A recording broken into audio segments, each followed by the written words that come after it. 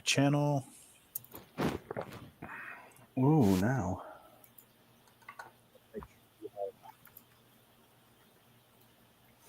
And all right, welcome back to the contract for the Blue Dandelion, everyone. We're having a little bit of technical difficulty today, so don't mind us on that.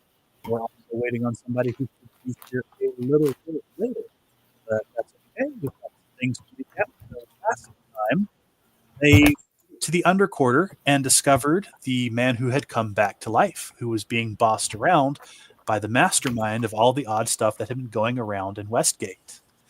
After doing some research and running back into Bradford, they discovered what they were dealing with was called a fire opal djinn, a devil which is able to grant wishes. They figured out quickly that it was actually a merchant who was staying in their own inn, but when they went to confront him, they found out that he was gone. And now we start back on our new day. Matt, you wake up, and once again, the room that you're in is completely empty. What do you do? Ooh. Well, I look around immediately for the aspect of hunger, for that big He mouth. kind of appears out of the corner, smiling as widely as he normally does. And he says, "Good, good. So much stronger you've become. How does my power feel?" It's a lot. A lot of power. I hope it's not. Overwhelming sometimes. I hope it's not too much for you. You have done well. I would hope to extend you more of who I am, so you may know more of what I can do. But I must warn you, to know me, to truly know me, can be uncomfortable. Uncomfortable how? I am part of all things, that which drives the wolf to hunt, for man to grow, and for the scavengers to eat what is left behind. My gifts are not to be taken lightly, nor are there mutual aspects. But much power there is in what I offer. But the drawbacks, well, that's up to you to decide if you think you are ready. Yeah, I'm ready. He smiles broadly, and he approaches almost like he's only ever seen someone walk. It's very stilted, and the way he touches the ground, it almost doesn't seem like he's walking, but he's still moving forward. And when he gets close to you, he extends his hand and says, "If you truly wish to know hunger, take my hand." Ooh. Do you take Is his his hand? hand buggy? It is. In fact, it's moving. You can see the bugs that seem to make up his skin are moving more rapidly than normal. Ooh.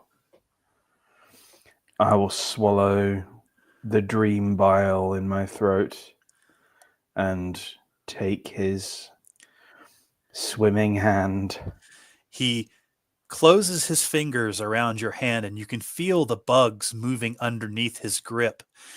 And almost as like you have never known the feeling before, your stomach surges with pain, as if you have never eaten in your life.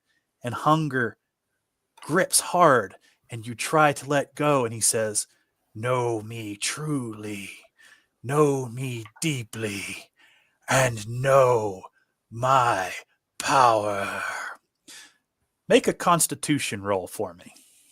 Ooh, okay. Oh, Constitution's up here. Yes.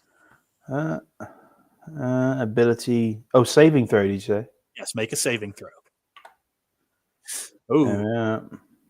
So Ooh. you can feel the urge to vomit because the hunger is just that intense, but you're able to fight it down.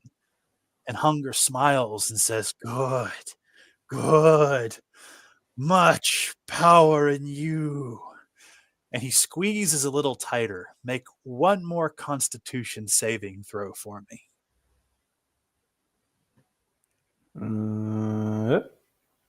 Oh, Ooh. So the exact opposite. the pain starts surging out from your stomach and causing you to shake and shiver. And don't give up yet.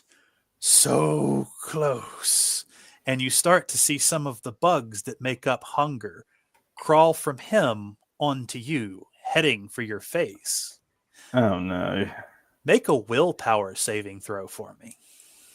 Willpower, would that be wisdom? Wisdom, yes. All right. Ooh. Oh. So you start to panic as the bugs get closer and closer to your face, but hunger doesn't let go. And you can feel the bugs crawl up your neck and then across your face and then into your screaming mouth. Boy. And you wake up screaming in your own bed with everybody else around you. How does everybody react? Felicia would probably start awake. Like, are you okay? I like pat my mouth. Oh.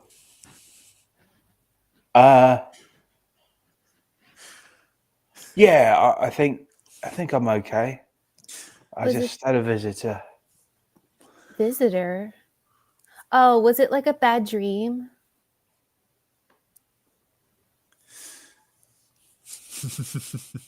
And I'm sorry. No, it's all right. It's all right. Matt, make another constitution saving throw for me.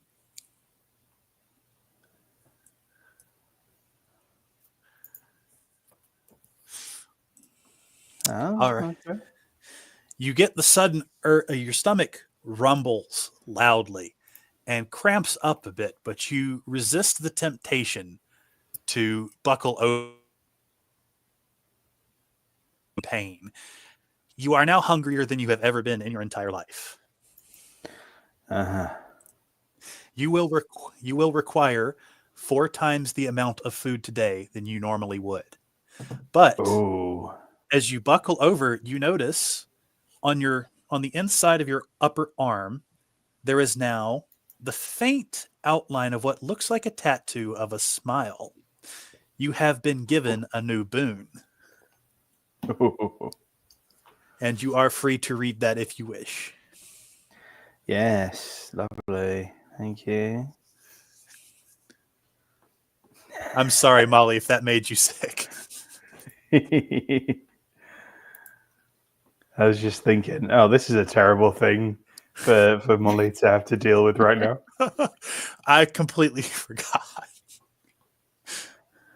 Where's my boon at? Oh, is it in? Oh, is It's it in under my features. character sheet? Yes, it's on your character sheet.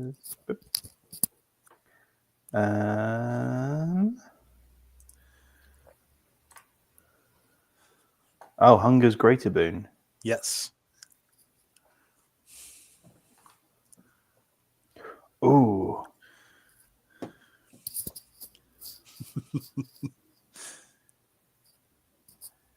Would you like to read that out? Oh, damn, that's actually cool. Would you like to keep All that right, secret so or read it out? Character can mentally evoke the aspect of hunger when casting any spell. Gains an additional 1d6 for spells for the rest of the day. If they do, they are required to eat their daily amount of food multiplied by the number of spells cast that day. Oh boy.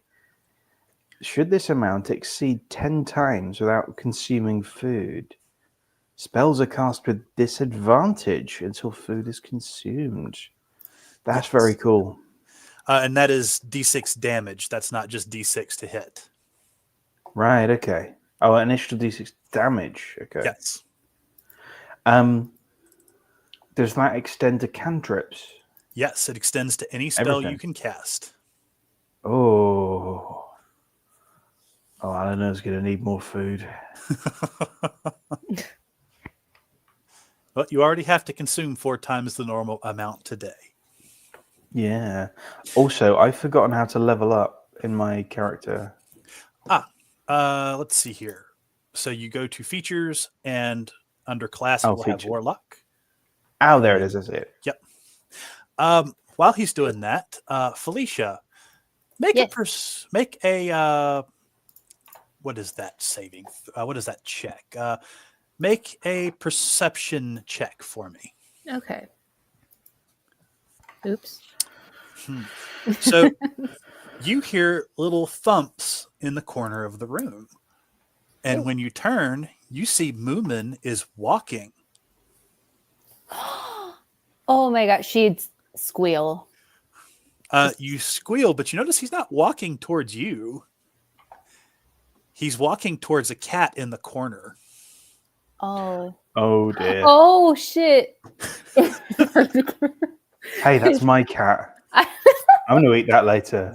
That was the monetization of this stream gone. I'm sorry that came out. I'm sorry. What would you Eating like the to dogs. do?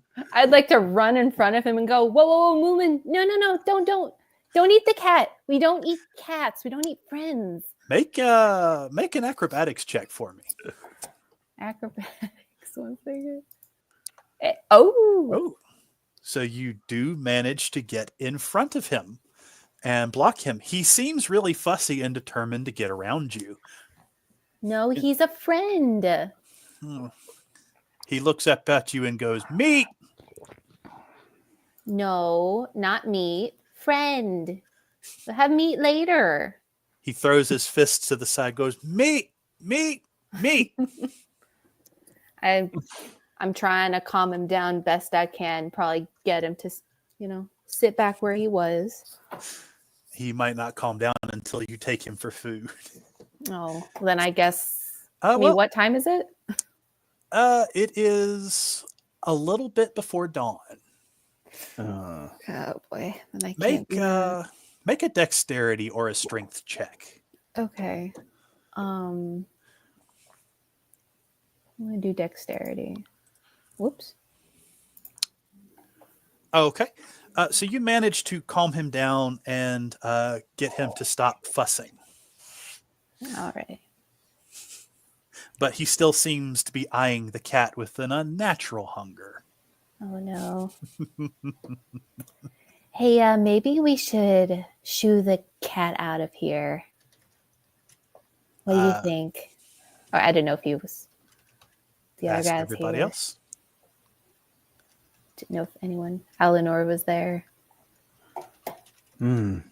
Probably. It might be a good idea to just get the cat somewhere else, and definitely feed the big baby, and also feed me. Oh. I'm very hungry. I'm just going to eat some rations. It's okay. I can handle me.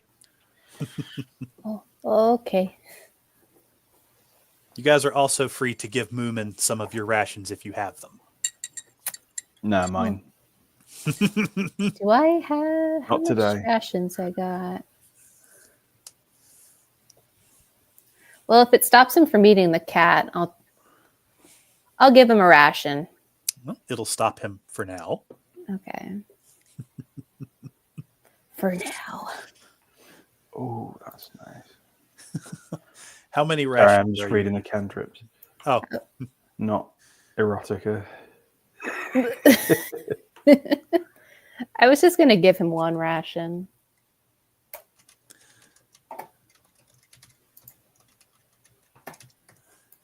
All right. Well, so I guess you guys are going to wait for breakfast. I mean, I'm gonna eat probably 2 rations now. Okay. You have effectively eaten 2 days worth of food. You are still hungry. Yep. It's almost like this food is going somewhere. Mm. Oh God. Goodness gracious. All right. Well, you guys have your morning. Moomin is a little fussy, but he does eat his ration. He doesn't seem to like it as much as the buckets of butcher's leavings that you guys have been feeding him. Breakfast comes, and it is served downstairs. And Matt almost a little bit rudely grabs his food quicker than the nice woman behind the counter tends to give it out. Mm-hmm. Jeez. What is it? What is the breakfast morning? This morning, it is a kind of a fruity pancakes. They have different berries on top with some whipped cream and a special raspberry jam that they have in season this time of year, as well as some sausage links and a bowl of porridge. Ooh. Oh, now all the food. Mm-hmm. This is on someone else's dime, right? Yes. More food. More breakfast. She looks at you. More food. Please, yes, please. Anybody else concerned with the fact It's that just Matt so has just eaten tasty. four people's worth of food in effectively 2 hours? Oh, definitely. Felicia would just lean in and go like, Eleanor, are you okay? I'm very, very hungry, and these pancakes are so good. Molly says she'd like to give you a checkup. You will have to roll you'll have to roll a persuasion roll against Matt for that first. Oh, what would I roll against that? You would roll a counter persuasion. So both of you would roll persuasion. Whoever gets higher wins, I guess. No, I'm okay. I'm fine. I'm okay. I'm just very, very, very hungry. Oh, you hide. Oh, they equal though. Yeah. Ooh.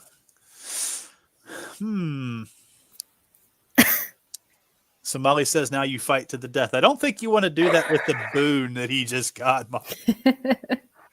He's become quite the spellcaster at this point. I'll have you guys roll persuasion again to break the tie. All right. No, really, Doc. I'm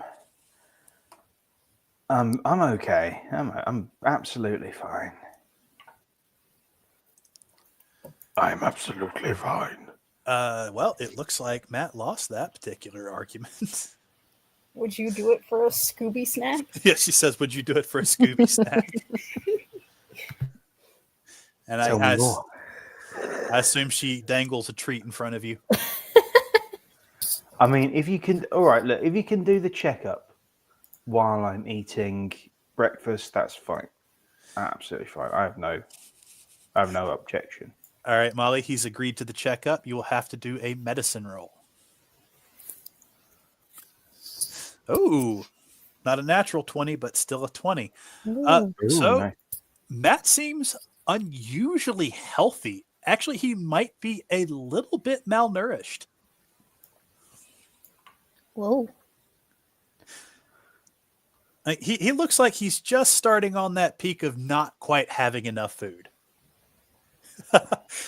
Can she check for parasites? That might require a bit more of a thorough investigation. It turns out I just have a tapeworm. She says she needs a stool sample. You're going to get one hell of a stool sample. Go get the bucket. Well, I don't know actually, because you said all the food was going somewhere. Is it? Not necessarily me. Felicia's staying out of this.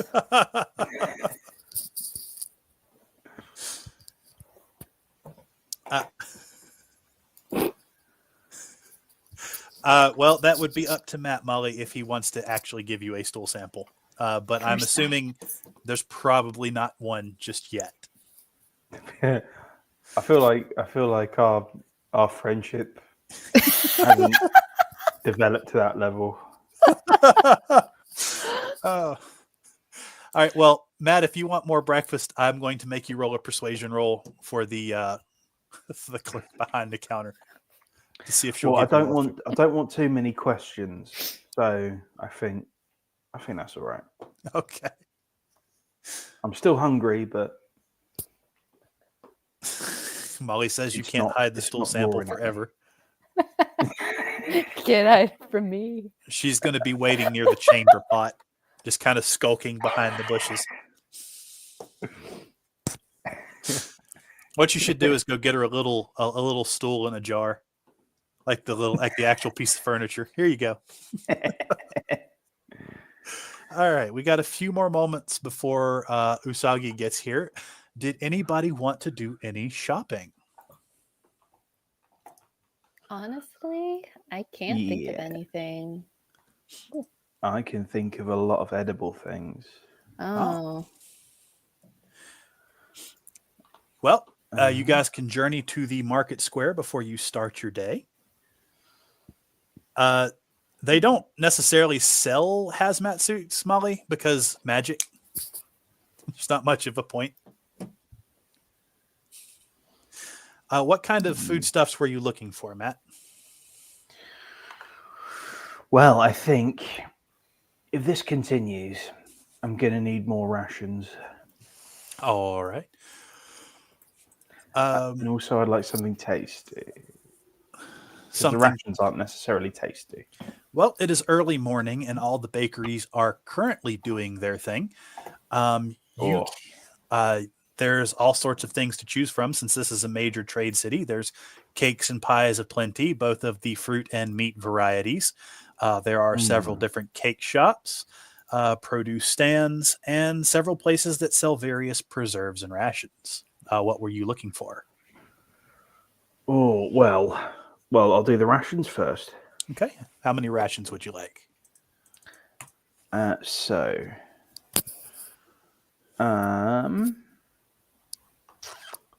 12. I'll replenish. I'll buy 2 rations. Okay. And I want to peruse the bakeries. All right. Let me see if I can get this set up right. So the rations here are a little bit more pricey because everything here is a little bit more pricey because everybody here has a lot more money because inflation's a thing. Ugh, So California. rations here are going to cost you 2 silver pieces a piece. Okay, that's not a problem. What are your current rations at? Well, with these added, they'll be up to 6, I think. How many are you buying is basically what I'm asking. Oh well, I'm buying 2. Okay, so I'll just have 2. a total of 6. Okay. So yeah, we'll just bump that back up to 2 and go ahead and take off 4 gold. 4 gold. Oh, sorry, 4 gold. 4 silver. Okay. Trying to drain you guys of money every way I can. I'm in a country with bazaars that will rip off foreigners. So I'm alive to these things. Really, I'm in a country with hillbillies that will rip off people. So yeah, Well, foreigners and not foreigners alike. Exactly. Getting it from the locals and the non-locals. Huh. All right. Well, you have. I want to peruse the bakeries. All right. Roll an investigation for me. Whoop. Oh, nice. So you find some seasonable berry tarts, and you find this world's equivalent of donuts, though they don't have a hole in the middle. But they do have various fruit glazes on top.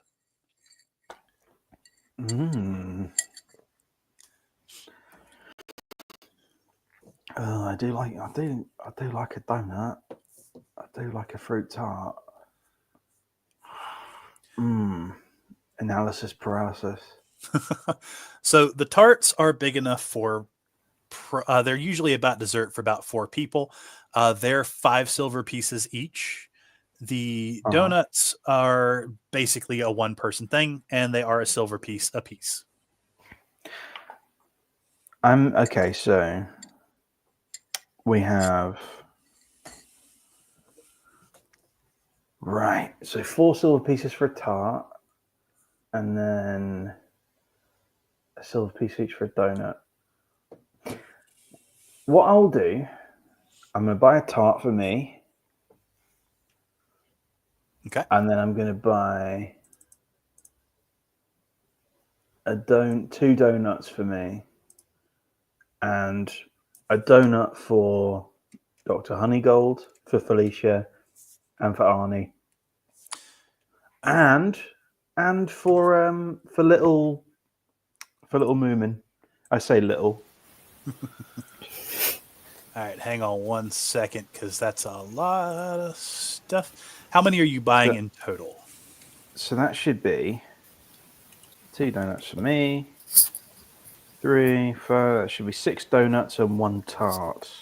6 donuts and 1 tart. So that would be 1 gold piece.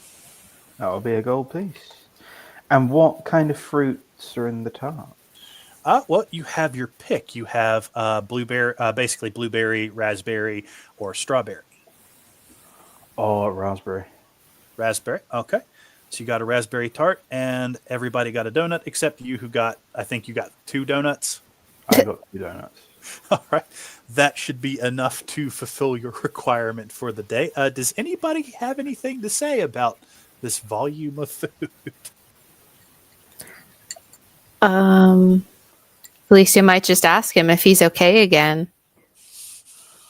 I've got a donut. Yeah, I know. Enjoy. They're so good. Okay, I was just making sure. Molly says, I'm okay. I'm okay. Molly I'm says okay that's now. very kind of you, Matt. Thank you. You're very welcome. And she also says that simple carbs are not the optimal solution, and that proteins and fatty things might be more satisfactory. That's a good point. I'll see how I feel later. Did anybody want to get any new gear or anything today?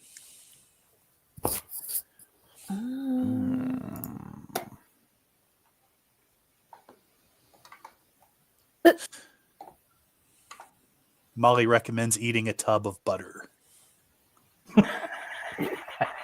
She's going to put you on keto. Just come to the state fair, get some deep fried butter. Oh. They don't have deep fried butter, but they do have this version's world of croissants, which is basically the same thing. Oh, really? No, I'm satiated now.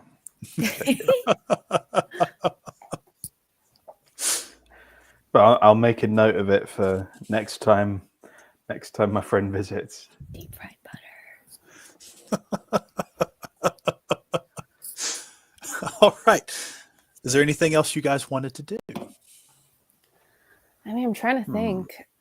You still have that bucket for Moomin. Oh, I haven't gotten him food yet. I mean, they gave him some breakfast food, but he didn't seem very particularly happy with it. Oh, then I guess I'd go get him some scraps.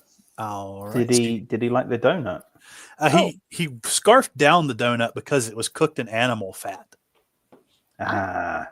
So it's kind of fried in a kind of tallow, maybe lardish kind of thing.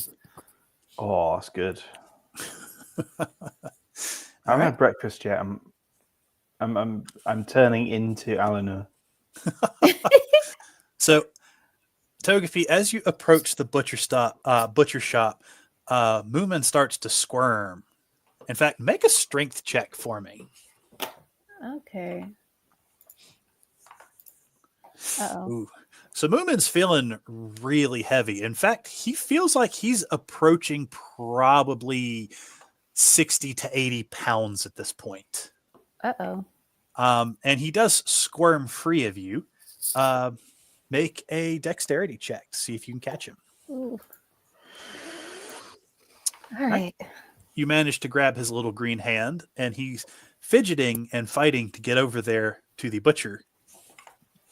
Wait. And the butcher sees that, and he goes, kid's getting a bit bigger. Come for your usual bucket load. Yeah, if you have any. He's like, yeah, sure. I got about a half a barrel back here right now. Let me get that bucket from you. All right. All right. Make another strength check for me. Okay. Ugh. So Moomin breaks free of your grip and runs straight for the barrel. And without skipping a beat, he picks himself up and dunks himself straight in the barrel. Oh. And he just starts, all you hear is vicious eating sounds from inside the barrel. And the butcher looks over at you. Goes, well, I guess that's going to be 15 copper. Oh, I'm sorry about that, sir. 15 copper coming up. All right. Deduct 15 copper. And you hear a burping sound come from the barrel to let you know that he is now finished eating. I just look at him very disapprovingly, as motherly as I can possibly be. Oh, he's still in the barrel. Yeah, I go over and walk over. He looks Look up at him. you, his face covered in gore and viscera because he's in a barrel full of animal pieces. And he looks up at you and says, Mama! Oh. You'd have to fight to not smile. His clothes, make a perception check for me. Okay. Mm. Dang it. So you notice his clothes are a little tighter than they normally would be.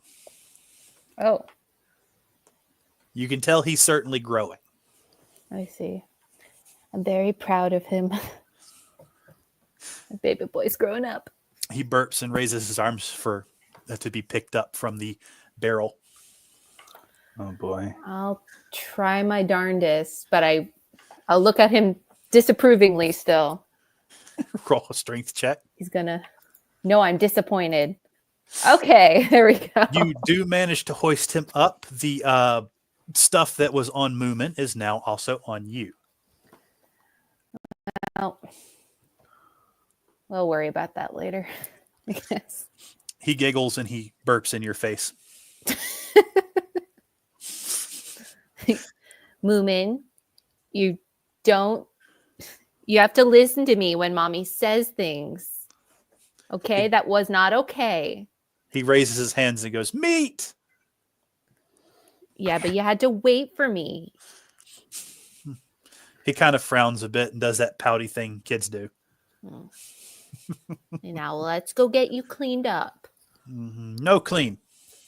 Yes, clean. No clean. Well, this will be happening for a bit. There is a bathhouse that you can go Okay. to. It's a communal bath. It is copper to enter. All right, then I'll do that. Just one? Copper Copper?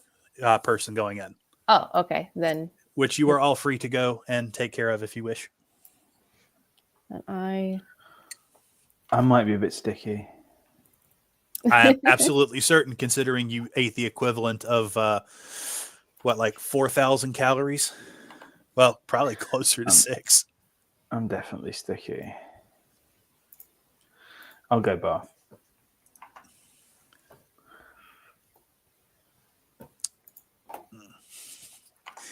Well, Molly, we can discuss changing your cantrips after the game to make Moomin pocket sized.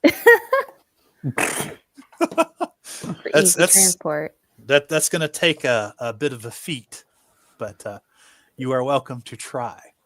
So as you take Moomin to the baths, you get him to the water, and he's kind of squirming, like he doesn't want to go in.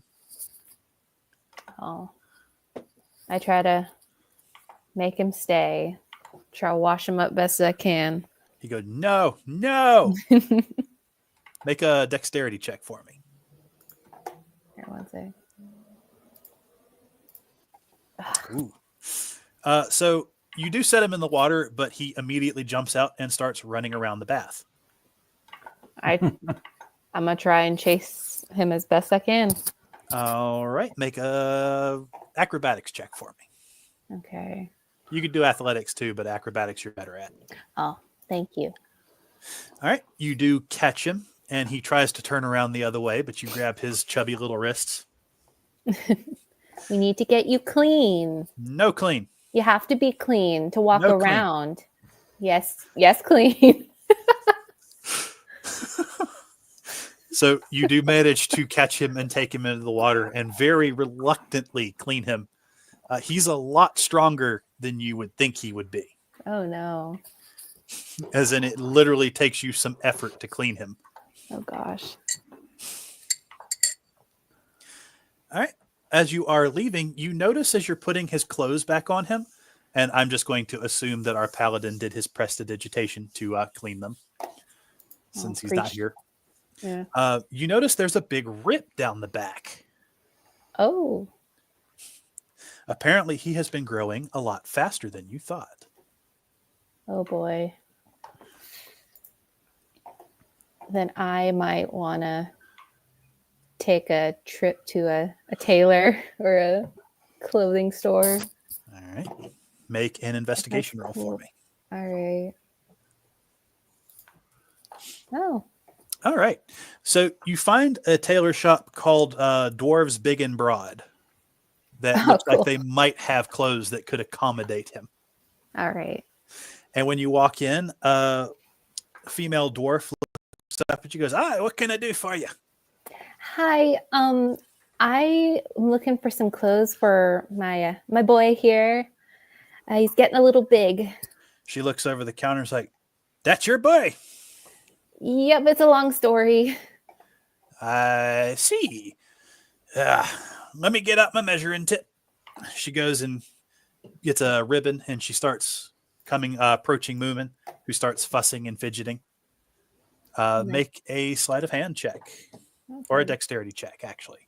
Okay. Oh no. Moomin gets away from you, and he starts running for the exit. Like, I guess I try to run after him. Come to stop. Make an acrobatics check. Oh, this is how it's going to be. You do catch him. He's fighting. He's like, no. No, you listen to mommy. You need to get clothes. No clothes. Yes, clothes. You have to wear clothes. No clothes. Yes, clothes. And he grabs the front of his clothes and he rips and goes, no clothes. Oh my gosh. But Lucy is realizing she has no idea how to be a mom.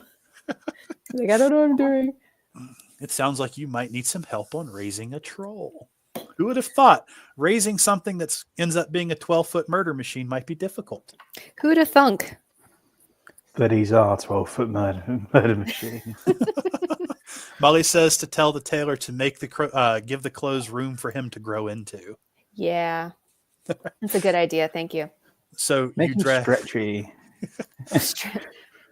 So while they do have something that approximates elastic, it's not exactly elastic. It's a little difficult. Okay. But you do drag him back into the store, and the dwarf lady does start taking his measurements. He takes a swing at her once or twice, but she's a lot stronger than she looks, and she's able to bat him away. Go, stop that boy. And she eventually gets his measurements. And she gets back to the counter and starts writing some stuff down. She goes, well, he's a bit bigger than your average dwarf, a bit broader too. I could probably make something for him. I don't have anything at the moment that would exactly fit him, but we got some special kids' clothes that are for more troublesome kids that could work for a little while. It would be about a gold piece, though. It's usually not something common folks buy. Oh, I mean, it'll look fine on him. It'll fit him okay. It's designed to be unisex. It's basically a dress. Oh, okay. I guess I'll take it. I'll take anything you got. I appreciate it. All right. Would you like something for his more everyday use? Now, I can't tell you. I'm What is he, an ogre? Oh my gosh, I drew a blank. I'm so sorry. The troll. Acting like a real mom now. Yeah, like, what is he? I can't remember. Troll, huh? Troll. Yeah. Probably best to do it in leather. I can have something for him, but I don't know exactly how fast trolls grow. I think they get bigger than a man in about a year's time. Oh no. I could make something more durable for him, but it's going to be more pricey than the basic kids' clothes I'm going to give you. It'd be about 2 gold. I can do 2 gold. All right. Give me about a day. I should have it ready for you tomorrow. Probably going to have to do it all out of leather. But yeah. So she marches into the back. You go ahead and deduct your 3 gold. All right. Usagi's probably screaming right now. It's like, no, she's spending money. She comes back with what looks like a baby's dress, like they used to wear in medieval times for all the children. But it's big and it's kind of froofy, and it will definitely fit over Moomin's head. And you put it on, and it almost, it's the threads are kind of coarse. Make I'll give you a choice. Make a strength or dexterity check to try to get it on him. I'm gonna try dexterity. All right. So you fight with him for about 10 minutes, but eventually he relents and his arms go into the armholes and his head goes into the right hole. And there he is, a little green child in a dress. Don't you look so cute? Look at you. He's pouting the way babies pout. Hey, you have to wear this until we can get you in more clothes, okay? He's looking at him. Meat. Meat later. You already had some meat. Meat now. Meat later. Meat now. You'll wait, okay? Meat now. No meat. She's just... I guess this should go back and forth for a while. Yes, he is a child. He will argue with you about everything. She'll just keep saying meat later until they're out the door. Molly says he might need a belt to keep him to keep it on him. That is fair. That is not what I thought you meant when I saw he might need a belt. Oh. Alicia would never. You're going to have a hard time with this child if you never discipline him. Well, she'll figure it out. Okay. So you go back up to the dwarf and she goes, a belt, huh? She looks down at me. Yeah, about 5 silver pieces. I could do 5 silver. She goes back and she brings you a belt that looks like it might have been used to bridle a horse. Oh. And she goes, this will hold up better than a regular belt. It's got a little more notches too. That way he can use it when he gets bigger. Though if he puts on girth like I've seen on some trolls, it's not going to be enough. Well, if it lasts us a while, then that's okay. Now, I wish you luck. Thank you. Did you say 2 silver? It's 5 silver. 5 silver. Thank you. So all in all, you spent 3.5 gold on clothing Moomin. Well, you know, parenthood. He stamps his feet like the little female version of Shrek. He looks very unhappy. I don't care if you want to get that dress all dirty. I don't care if you want to rip it. You need to wear it until you get clothes tomorrow. Okay? Just one day. No clothes.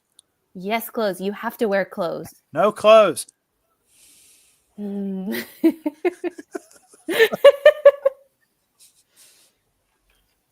She's getting like the bags under her eyes, the mom bags. You could always go see if you can't find a book that might help. Oh, would they have parenting advice for raising trolls in the library? Well, a lot of people around here have trolls for various different purposes, like Mr. Inscrutable. That is true. Then I'd have to go to him again.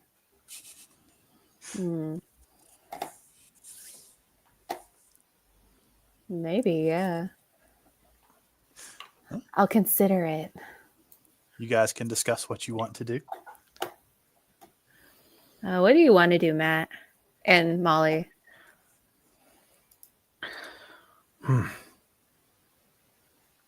So, where were we at? We worked out who potentially the faceless person was. Mm-hmm. Yeah. And we're tracking him. We know that there is a djinn. Mm-hmm. And we know that in the sort of, what were they called? The underquarter. Not the crypts, the undercourt, that's it. That's where our enemy is. And we're also tasked with exploring that. Mm-hmm. We could go down into the underquarter again, do a bit more exploring. That is up to you. You guys also have your morning meetups with Bradford to exchange information. Right. You can meet Brad first. Yeah, sure. You guys wanna? All right. So, if that's what you guys want to do, do you guys want to wait for Molly's consent, or do you guys want to head on over there? Because they would be at your guild hall. Uh-huh. What do you want to do, Molly?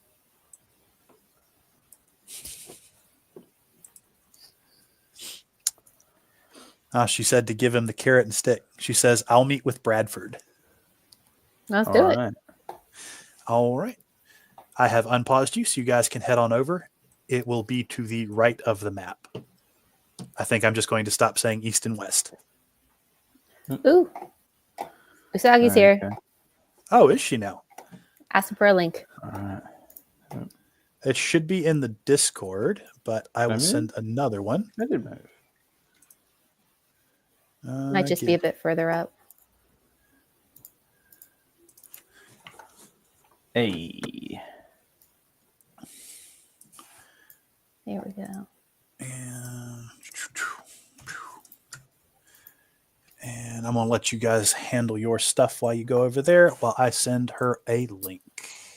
All right. Trying to remember where the guild hall is. I don't remember. It's up here, I think. It's in this general vicinity. Is it here? Looks like you found it.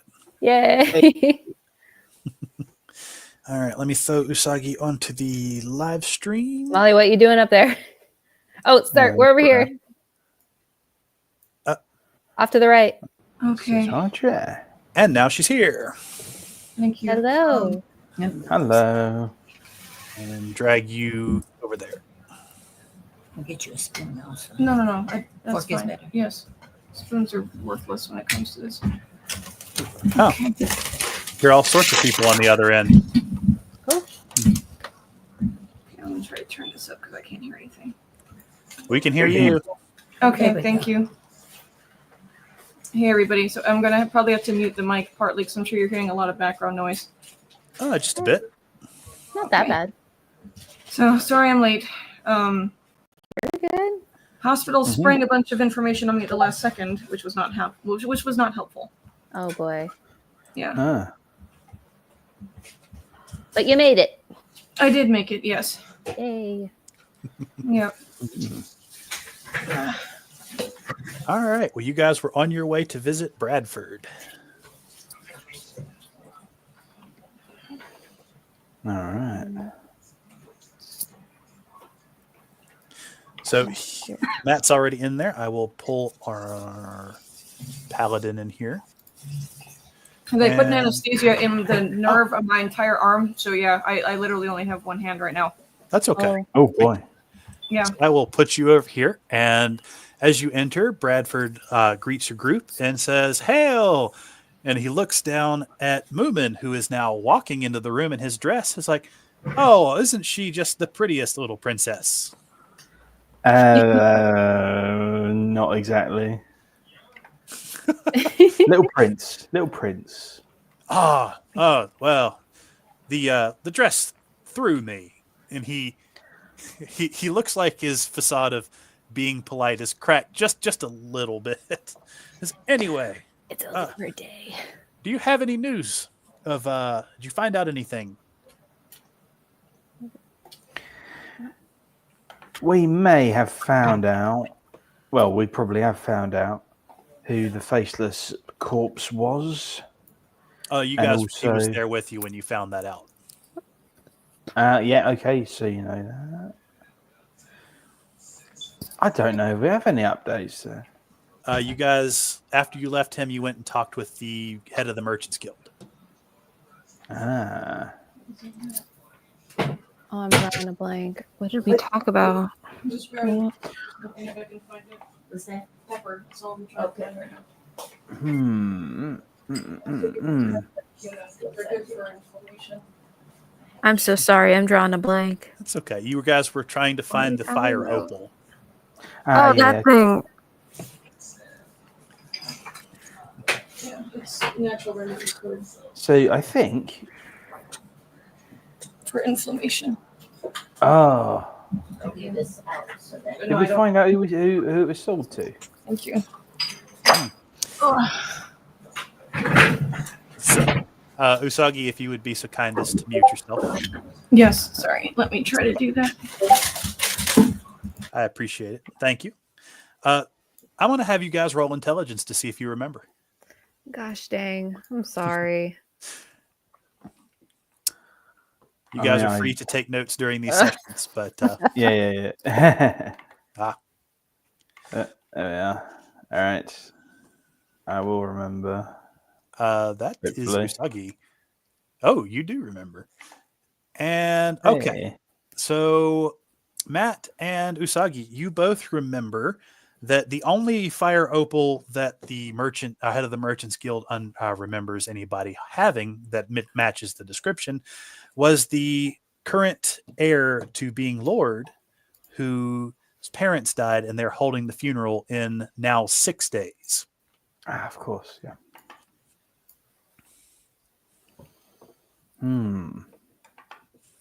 Right. Okay, so candidate for the opal was owned by the late noble's son, who is going to be buried in a few days. So the noble's son is still alive. It's the parents who are dead. The parents. Molly also did happen to remember. So Bradford's like, the noble's son, So you think that this is the fire opal that we're looking for? Well, it fits the description, but we need to check it out. All right. I'll tell you what. Since I'm going to be on patrol today, because we've been having a lot of trouble with this dang Barlow fellow, he's been, well, I should tell you now before rumor gets around, he's been doing some awful things. This guy's been capturing people's kids to lure them out into the street and then taking them away. Been terrible number of bodies these past few days. It's looking bad out here. We've caught several zombies that this guy's been using trying to catch people, but he's quick. He keeps escaping into the sewers. We're having trouble keeping up with him. But that's about all we've run into at this point. That and the general murders that have been happening in the city, they've taken an uptick.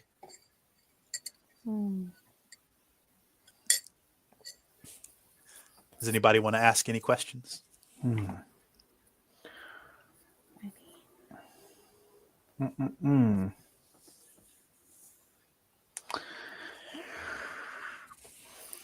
guess what should our next course of action be between you guys and us? Bradford looks at you and says, we'll handle things up here. Where did you find Barlow? You said you saw him talking to somebody. Where were you? And the underquarter. The underquarter. Oh, you took that contract, did you? A contract is a contract. Well, it is possible he might still be hiding down there. So I'll tell you what we'll do. Tempest and I will handle things up here. We're still trying to just mitigate the damage he's causing. I'll see if we can't find a way to get into the Lord's house. See if we can't take part in this funeral. If you think that the Jinn's going to go after the fire opal, that's probably the place to be. So it looks like we might be on a 6-day timer.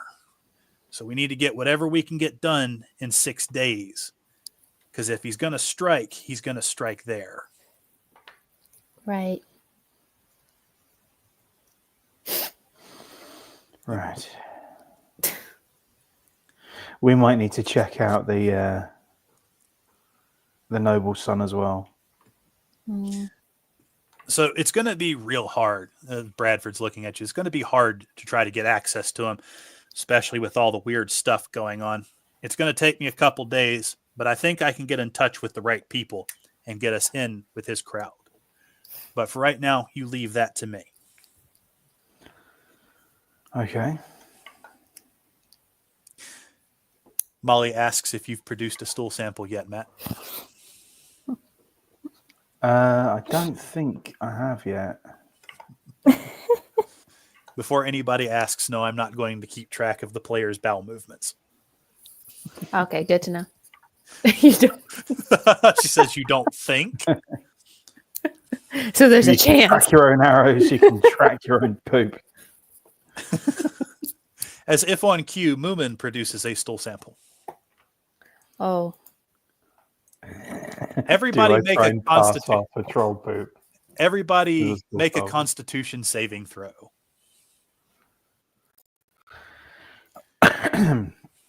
Oh, sorry, I forgot to mute there. Apologies to everyone's ears. Constitution saving throw. Oh, dear. All right. Well, before Usagi, before you can clean it up, you and Matt the smell is too much for you, and you have to leave the room or throw up. Yeah, I figured. Well, but that is. I'm going to need that food. You might have to replenish. I'm going to need that food. I've got to go.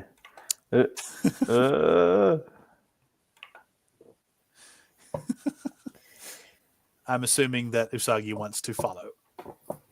So dashes straight outside. Now you can clean it, which I am assuming you're doing with prestidigitation. Moomin looks up at Moomin looks up at Felicia, goes boom boom. yep. Bradford, What holding his happened? nose, goes, lively little thing, isn't he? I'm sorry. Oh, Tempest is politely covering her nose, but she's moving further back. The clerk at the counter it looks like she's dying. She's choking and gasping and trying to hide under the counter. Oh my gosh. good luck, guys. Have a good day. Bye, Esper. All right. So what do you guys want to do now?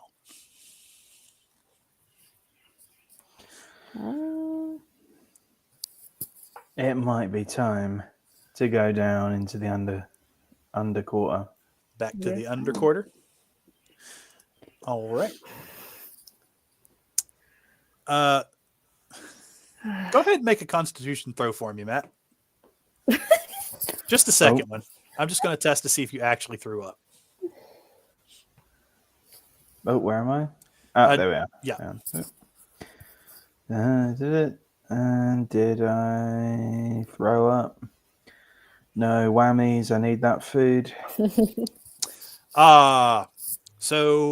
Yeah, you weren't able to contain yourself. And the tart. yeah, the tart's gone and about half of your breakfast. Oh. I'm you hungry are again. free to collect that if you wish, Molly. It's not a stool sample, but it's a sample of something.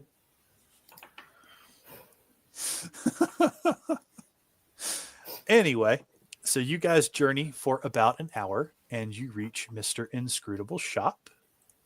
Let me activate that real quick. And yep, you guys are all down here. Let me pop these guys off. And you all are free to do as you want. Molly, cast detect magic on that. You do not detect any magic in it. It seems perfectly normal. I would like to. Oops, sorry, Doc. Stop. Okay. I would like to ask one of the clerks if they have any books on child rearing or trolls. Okay. You can go up to the clerk. Hey. You can use one of the bottles in your doctor's kit to collect a sample, Molly. All right. Hello, ma'am. Good evening or good morning. I had a question. So I'm taking care of a troll baby right now. It's a long story, but She looks I at don't Moomin and looks back at you. know what I'm doing. Do you guys have any books? She Anything? she stops and scratches her chin and she says, I don't think we have any in the publicly available section, but if you were to talk to the mister, I'm sure he has something. Really? Oh, Well, okay. he does keep trolls himself. Okay, thank you. I'll go check with him. I appreciate it. Okay. Getting desperate. All right. Are you guys going to go back and talk with him? I guess so. He would probably be back in his office again. Maybe. Get it over here.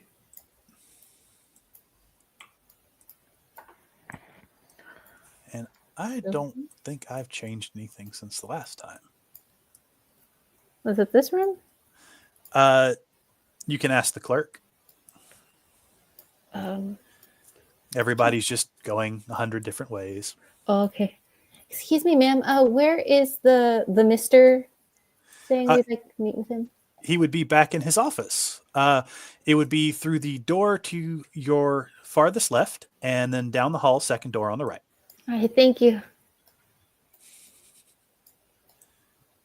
Second door on the right. Yes. I'm just dragging everybody along. Okay. Oh, appreciate it. Right. You see Mr. Inscrutable at his desk reading. And when you enter, he looks up and he goes, here to continue working on the mapping, I see. Glad you're back. Thought I lost you yesterday. A lot of stuff happened. Anyway, the quarter is waiting for you. I'll be up here. And if I'm not up here, my clerk will be up here. Okay. You can ask him any questions if you'd like. If no one else has a question, I'm just going to ask him about the book.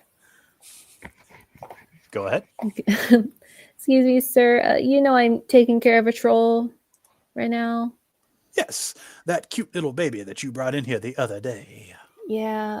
I'm having issues and I don't know what I'm doing. Do you happen to have any books or anything on raising trolls or parenting? He smiles very broadly. Here for Mr. Inscrutable Secrets. After seeing the majesty that was Brutus and Fugu, you just want to emulate it for yourself, I can tell. Oh, those two guys? The two trolls you saw the other day that were drooling and barely walking around. Well, I don't know that I want to do it that way. I just want to be a good mom. Trying to raise it like a human. Common mistake, but it's not entirely impossible. There was somebody who did it very successfully, if I remember correctly. I used to have their book in my collection, but sadly, very, very sadly, one of those dastardly little buggers broke into my office and stole it. If we're lucky, it's somewhere still in the underquarter. Really? Oh. Then I'll have to look for it, I guess. I wish you the best of luck. Would you be needing the services of my girl Mint to once again watch the sweet baby Moomin? Yeah, I guess so. You liked it last time. Usagi, apparently you just don't understand anything. You almost forget to speak for a moment. Yeah, I was gonna try to see if I could tease out this weirdness, but no, I'm fine. Everything's great. Okay, so Mr. Inscrutable uses his toucan to call Mint once again. And let me pull her up real quick. I have way too many characters now. Mint comes running into the room. And she runs right up to you and goes, "Oh, little baby Moomin, let me have baby Moomin." She just hand him over. And she takes his hands like, "Let's go get you some meat." And she walks out of the room with baby Moomin, who looks absolutely delighted. She said his favorite words, meat. And Mr. Inscrutable says, so I take it you are ready to finish mapping out the underquarter for me. Yep. Here we are. All right.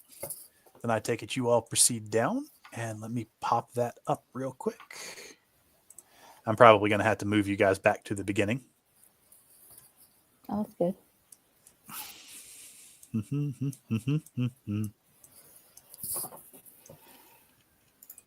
Going to make this easy on me. You're not going into that room. And you're not going into that room either. Cool. Oh, no, you're going into this room. Trying to drag you back in a way so you don't accidentally reveal too much of the map. Mm. Had I more time this week, I would have set it up properly for you.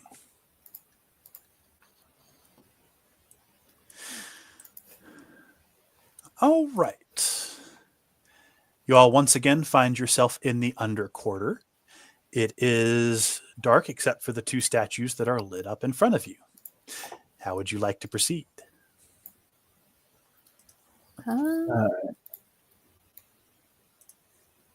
Let me ungroup you guys. We did the Trial of War last time. Mm-hmm. Yeah, off to the other left, two, right? Yep. The other two were Time and Cowardice or something like that. You are free to read the signs again. Ooh. Yes. Okay. So as you advance, you can see that the signs once again say the Trials of War, the Trial of Time, and the Trial of the Chicken. The chicken, that's it. Chicken. Right. Chicken or time? What about time? All right, time. Just flipping a coin in my brain. All right, I will let you guys control it. I will control Molly until she gets back. She is currently taking care of some other things. Gotcha. All right. Could you move me as well, just real quick? Yeah. I need to plug something in. Oh, I'm sorry. Oops.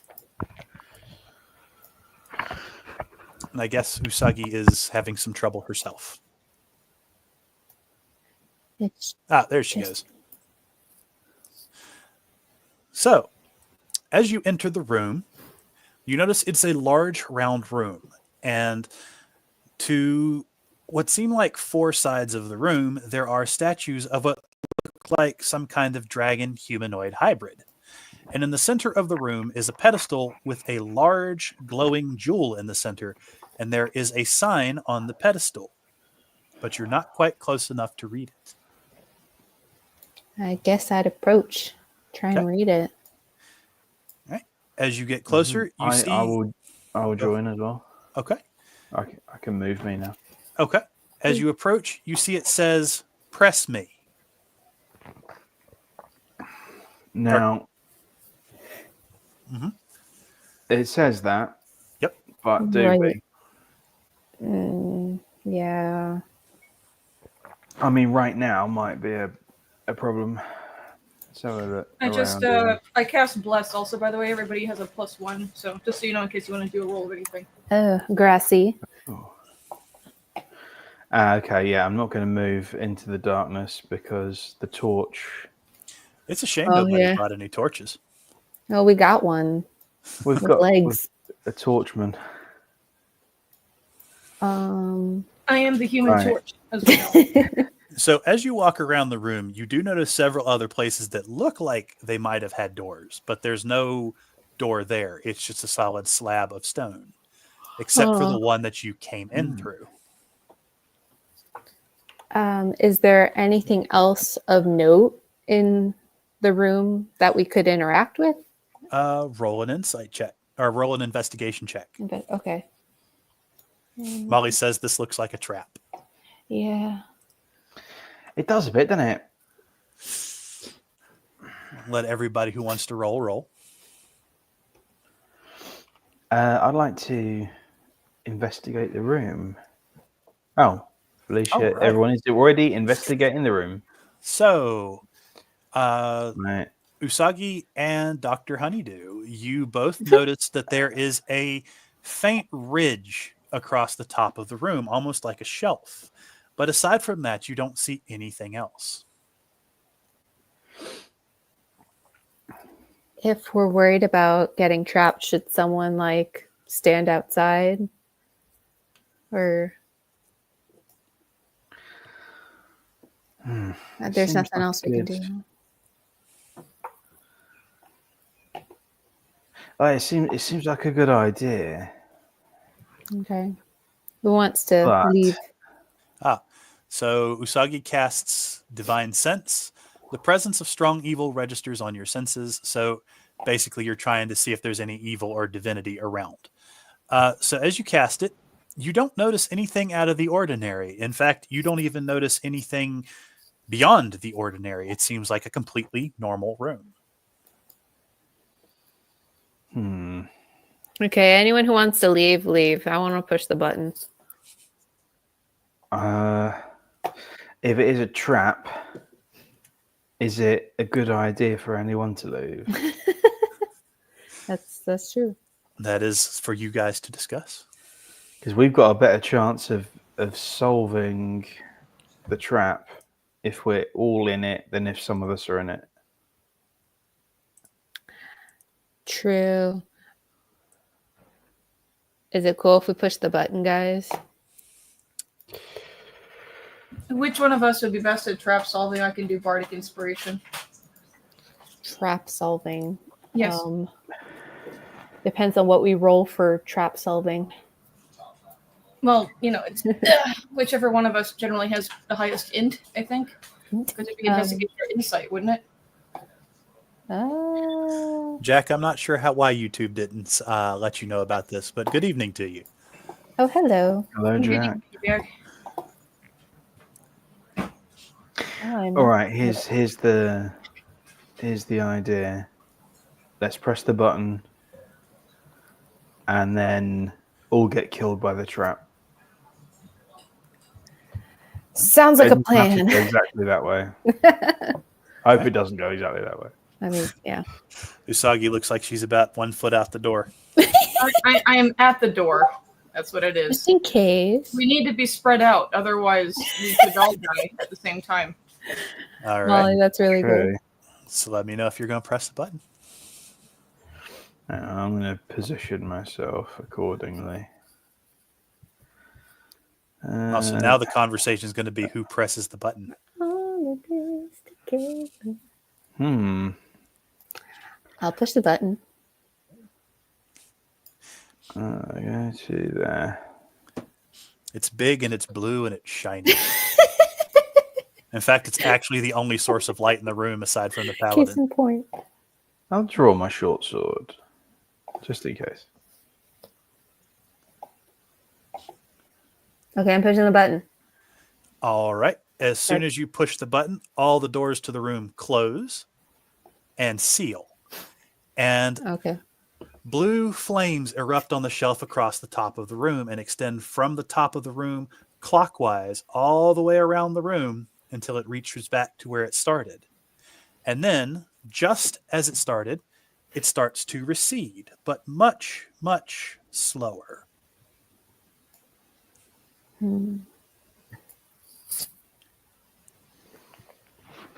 It appears as you continue to watch, it continues to diminish. It looks like it's a timer. Oh, Uh-oh, shoot. uh-oh. Okay. Has anything else in the room changed? Nope, just the blue flames at the top. So there's just a giant ring of blue flames that's getting That's dimmer? returning back to where it started at the north side of the room. I'm just how much time do we have? You now have missed a quarter of the flames. You have 3/4 of your time remaining. Oh gosh. How much time could we estimate? About it looks like about 30 seconds have passed, so about 2 minutes. Right. So all the doors are locked. Usagi, your insight check does not reveal anything. Nope. What a surprise. Molly had a great question. The statues, like. You can try to search the statues. That would be an investigation roll. Molly, half the flames are gone now, and Molly, your investigation doesn't reveal anything. Was there anything else on the central pillar? Nope, just the one button. I'll investigate this statue. Less than half the time is remaining. Dang it. Did any of the doors get, like... Oh, there's no doors. Flat stone. Gotcha. There is a quarter of the time remaining. Pushing on the doors, they don't do anything? Nope. Okay. The button is still glowing, though. 20 seconds remaining. Molly presses the button again. Oh, she pushes the button. The flames erupt back again, circle all the way back around the room, back to the north, and the countdown starts over once more. The Bardic Inspiration is for Dr. Honey.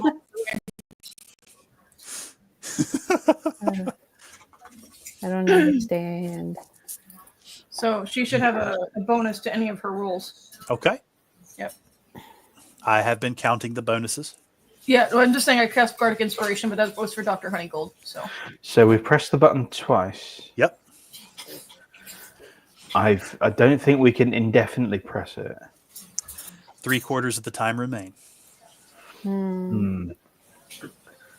Right. Is there anything notable about the floor or the tiles on the floor? Not that you could see. What's happening with that groove in the ceiling? That's where the flame is. As with flame is okay. Yep, that's the one that circles the room. Right. I wonder if this has to do with time, and if this room is a circle.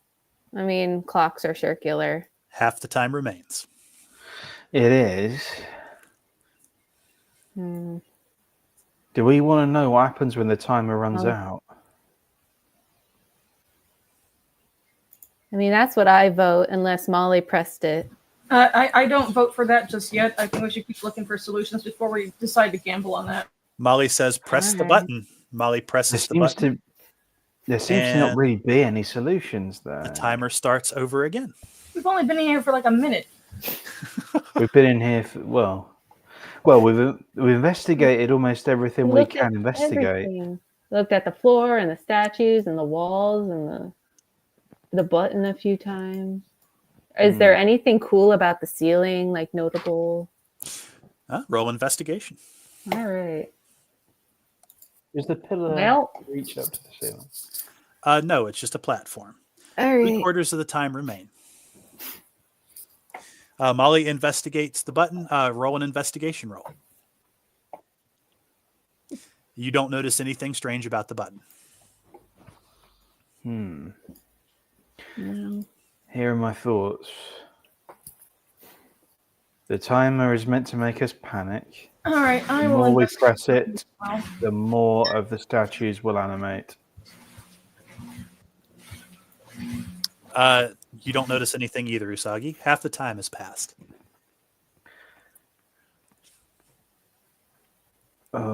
Anything about any of the statues?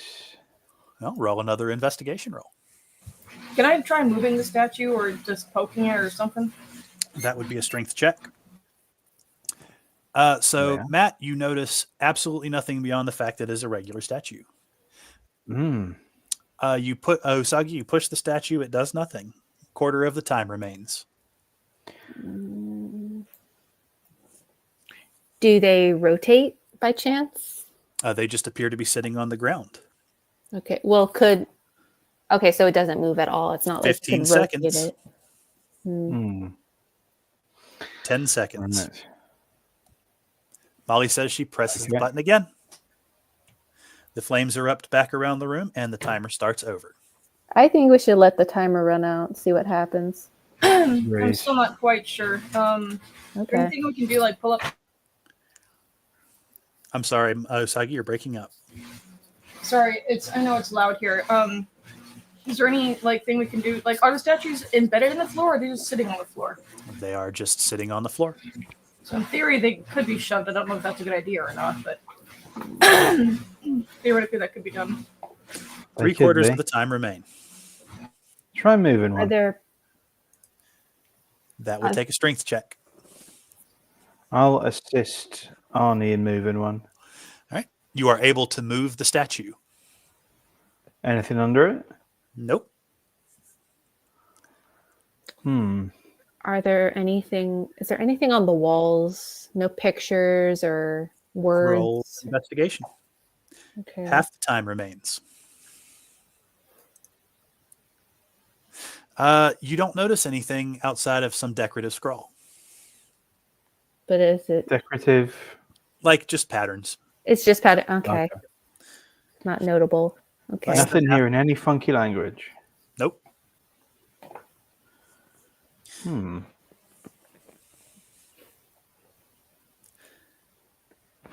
30 seconds remain. Could I try another insight check at this point, or? Go ahead. Molly says she presses the button again. I don't think we should push the button anymore. Stop pressing the button. The timer has restart. Matt and I vote no more button.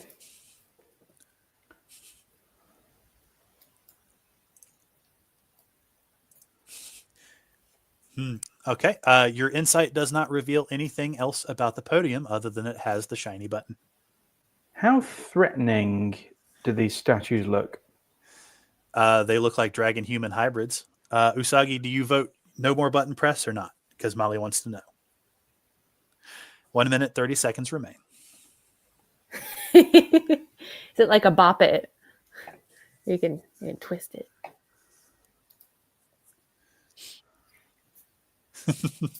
There's nothing else on the plinth. Nope. Just the button. Not that you can see. I think we're missing information.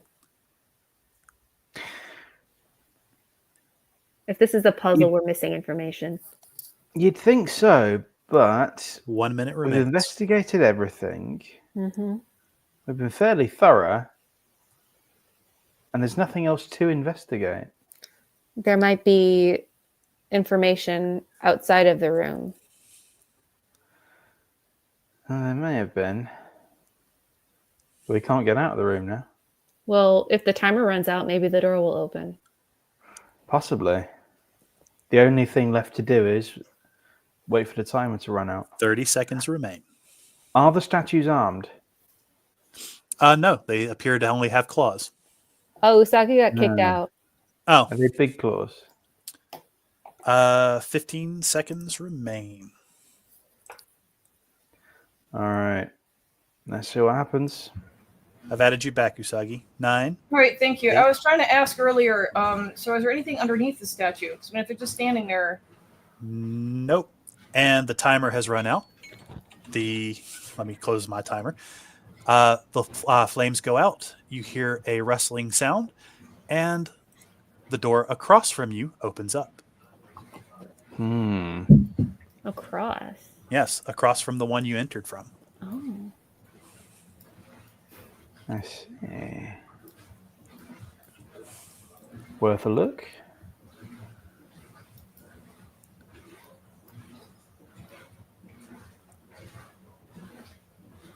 All right. Oop, door across. A lot of doors. There are.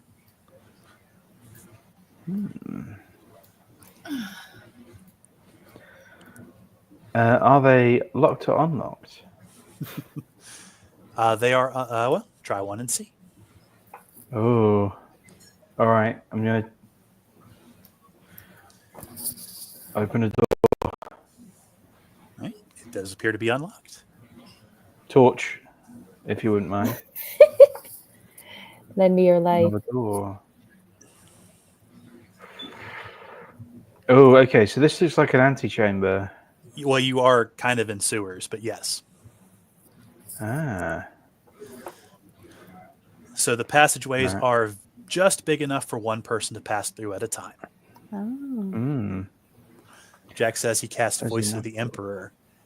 Everyone who hears hear him say, "Do it." Do it. All right. Here we go. So I'm compelled to open the door. All right. You enter the room and you Oh, that's see so 3 funny. thrones, one with an old skeleton on it, but nothing appears to be moving. That's the Emperor. We found him. Doc. Bodies are your thing. Everybody just rolled a insight check, and except for Honeydew, who rolled a medicine check. So you look around the room very thoroughly, and while it looks like there was things in here at one time, there's nothing in here now, aside from the skeleton and the 3 thrones. I see. Is there any indication of how the skeleton died? It has. Time, but... It would require a medicine check, but I'm assuming that's what Dr. Honeydew was doing, and she doesn't notice anything out of the ordinary. It just looks like this man starved to death in this room. Even with Bless and Bardic? Yes, even with that. Are any of the bones broken? Oh, No. Medicine check on it. Only Dr. Honeydew can tell that it is, or Dr. Honeygold can tell. So no, it just looks like he was kind of emaciated and small. Huh. On a throne, though. Yes.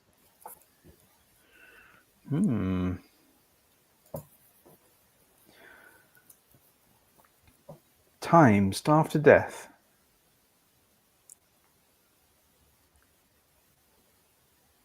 This is trial of time.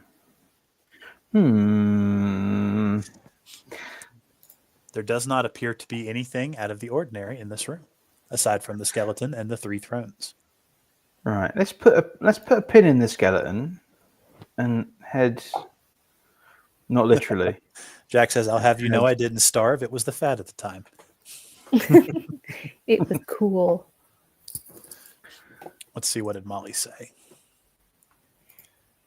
She performs a medicine check on Matt. He seems perfectly fine.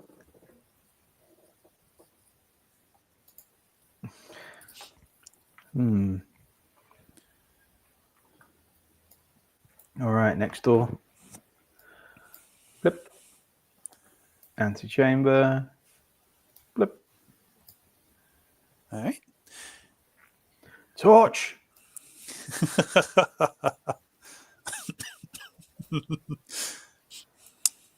Well, Usagi, it seems like you found your nickname. They're going to just call you Torch.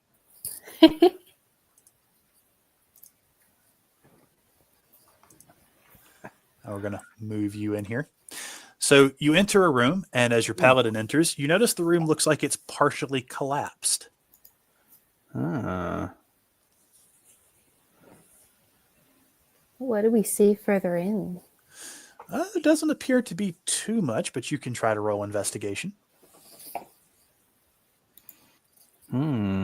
What's I'll investigate the stealing. Okay. You guys look around. You thoroughly check the room, but you don't notice anything aside from a bunch of rubble. Sorry, Jack. You're going to stay in the dark where you were left.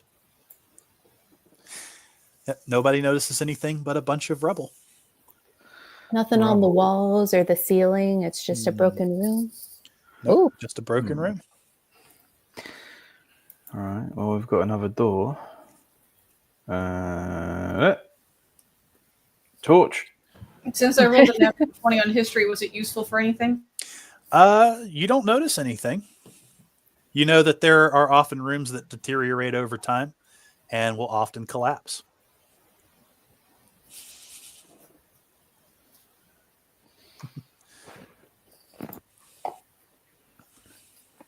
Okay.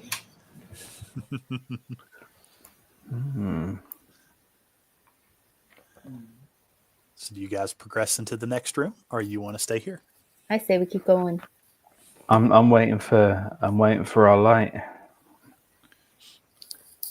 Oh, he's in front of everybody. Yeah, where are we going that you need me to be? All right, I'm going. Can I open the door? Up. There we go.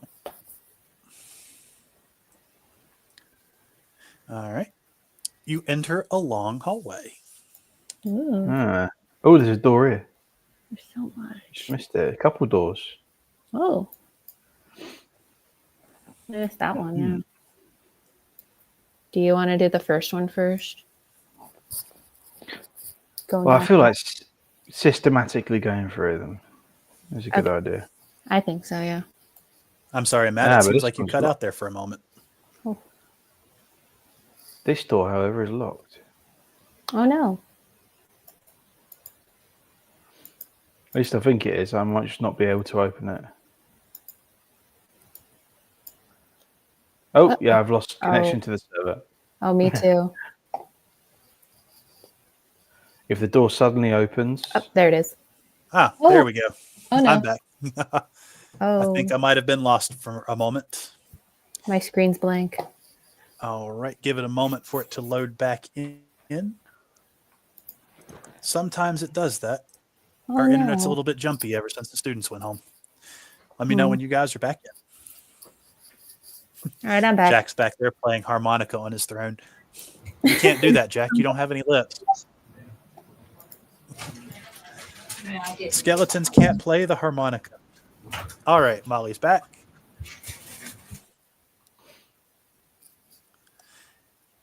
All right, you guys are free to progress whenever you wish. You are also free to do basically whatever you want. There. Is that door open? Oh. I opened it. Should we? Oh, there we go. Sarah's having difficulties.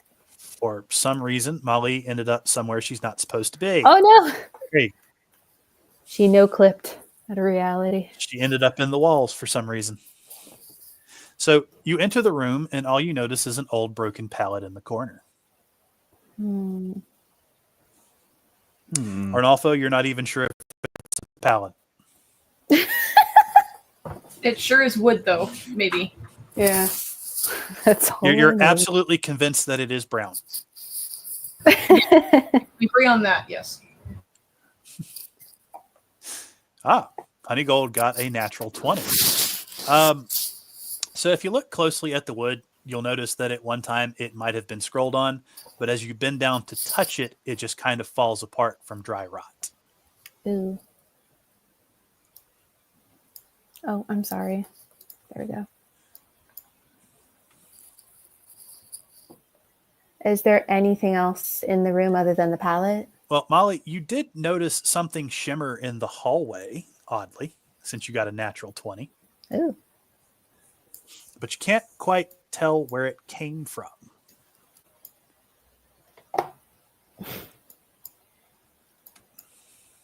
Move Matt back into this room. Doctor, do you mention that to us so the rest of us can try? Or we can at least aid you perhaps on finding it? Everybody else want to try to do an investigation roll? Sure. We're just going to assume Molly said something. Yeah.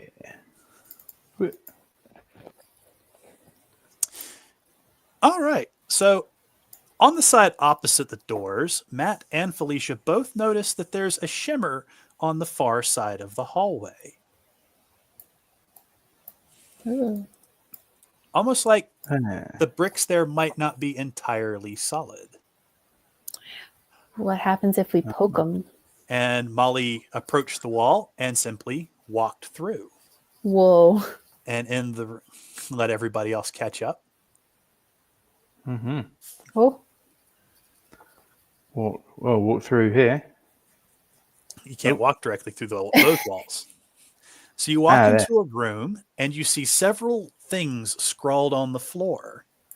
And there's a let me have a look. portal at the far end of the room. Whoa. Hang on a minute. They're on the floor. What Yes. am I looking at on the floor? Those are a bunch of magical circles, but you can't quite interpret them. That would require an Arcana check. Vote. Arcana check. I agree. Okay. So you can tell that they are linked to the portal, but you can't tell exactly where the portal will take you. You do know that it is a one-way trip. Ooh. What if we threw an object in there? You are free to try. Thoughts? We have string and stuff, right? Are we able to throw something attached to the string through and attempt to pull it back? I don't think it'll work, but You are free. Dr. Honeygold says she wants to cast magic, detect magic. You do cast detect magic, but you don't notice anything particularly odd about it. It seems like a standard portal as far as you know portals go. There doesn't seem to be anything nefarious about the magic. It is a very standard portal. You notice the same thing, Usagi.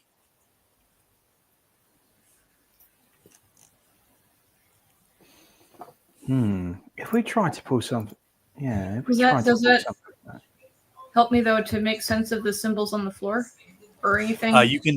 You can tell that they somehow work with the portal to send the portal somewhere.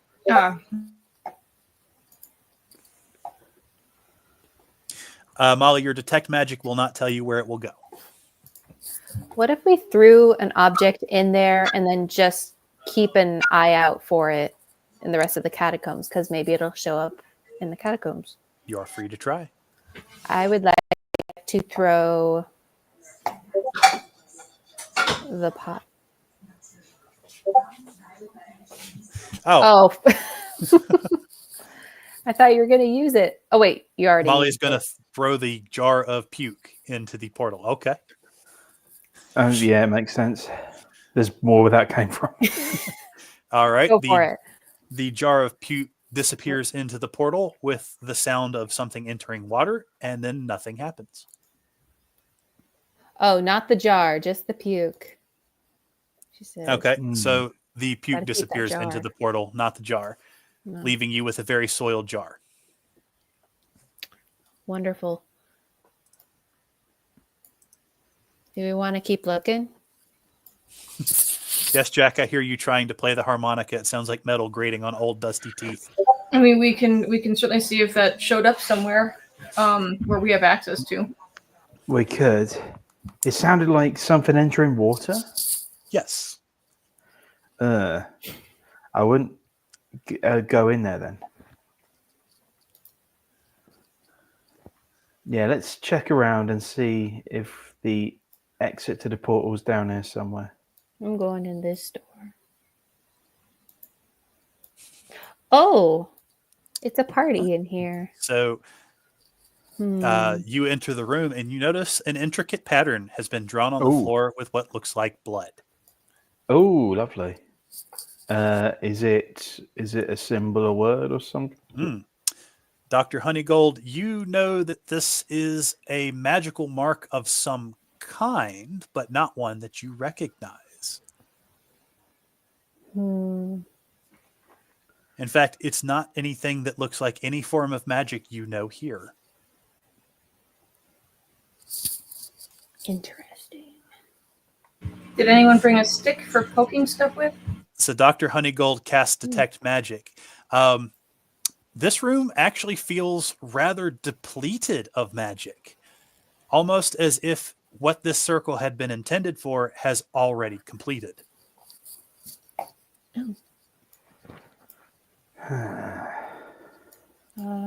Usagi, I don't have a stick. Sorry. Yeah, we'll pick one up one of these days. Yeah, someday. Next time we go shopping. Oh. Someday my stick will come. The blood is dry, though it is not brown. Answering Molly's question.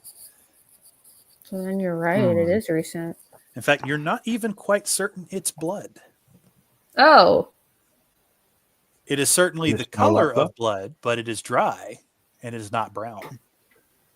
is there a way we can check if it's blood? Can we smell it? You can try. Roll investigation. Okay. Okay. I'll wait for everybody else to finish theirs. Taste it. Oh, no, I picked the wrong person. She would. All right. So Felicia and Usagi, you can it definitely smells like blood to you. Matt, you are a little bit surprised as you look over and you see Molly attempting to lick the floor. Oh, For science. It definitely has a blood smell, but it doesn't smell like human blood, but neither does it smell like any animal blood you're familiar with.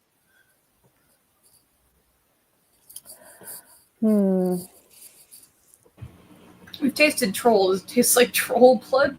It does not. Oh. And you would Thanks, know Dad. that because troll blood is green. Oh, true. Is there anything on the walls or on the ceiling? Nope. Everything else seems perfectly blank. Dang, all right. So, okay. Make a note of all the stuff we found. If You this guys is all are like a free to take puzzle. notes. Okay. Like I if this whole, volunteer someone else to take notes right now. You guys are free to open a Word document and just start taking notes on things. Yeah, I had one, but they actually put my arm in a brace on top of everything. Yeah, Hmm. yeah. So it's understandable. Molly uses prestidigitation to clean her jar. That is a remarkably handy little spell. Well, I mean, I mean, was that the theory- last door? You'll have to go back and check. Do we want to retrace our steps, guys? There were more doors, Oh, the other way. oh. Oh, hang on. No, I didn't leave the room. I still You didn't can't- leave the room. Yeah, the walls prevent you from traveling through them. Only Boy, I can drag you right through a there. wall. So I want to make note of the design in the floor. Here, 1 second. Oh no, I lost the torch. I can send you a copy of it. Okay. As she runs in a completely pitch black room, now understanding why it's important to have multiple sources of light. Yep. Oh, up here. Oh yeah. We have a door. that one. Whoop. And whoop. Right? You enter a room that looks like it's full of weapons. Ooh. Ooh. Roll investigation. Yeah.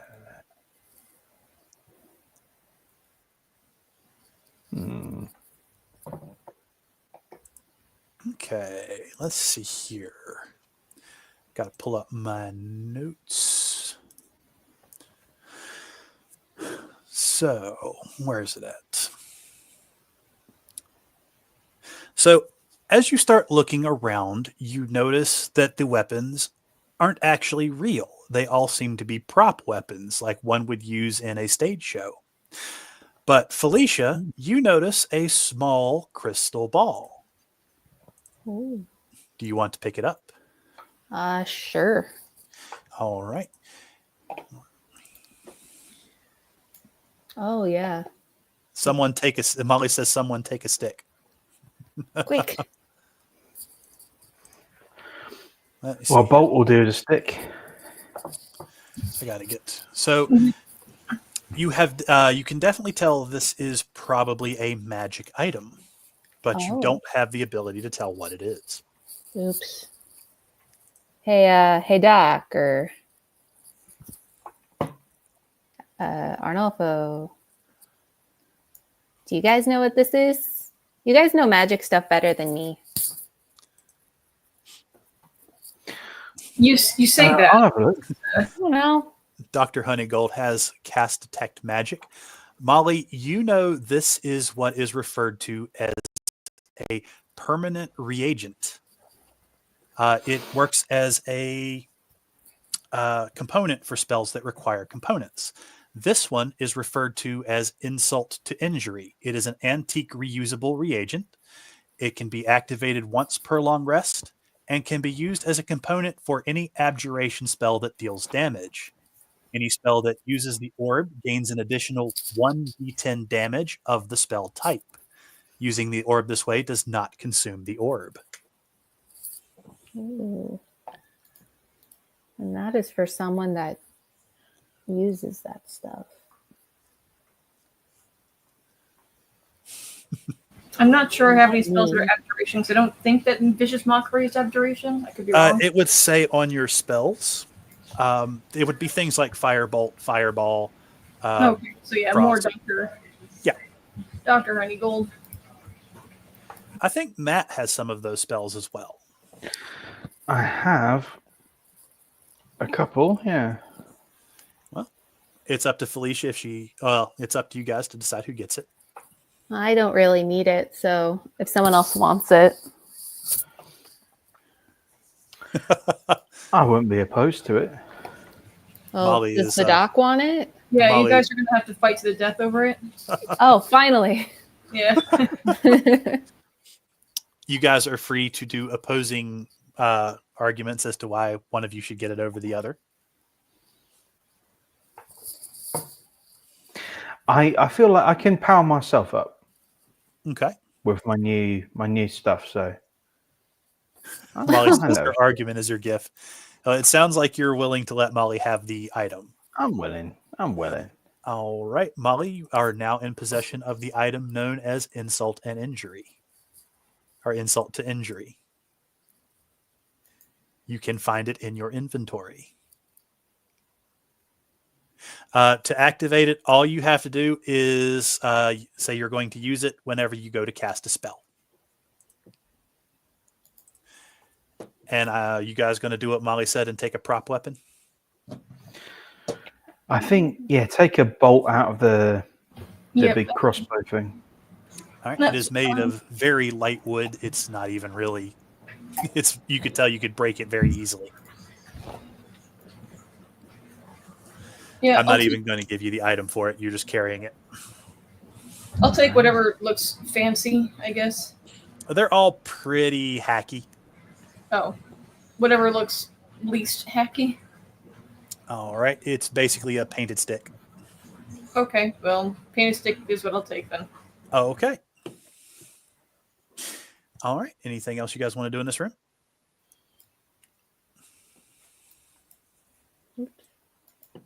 Oops.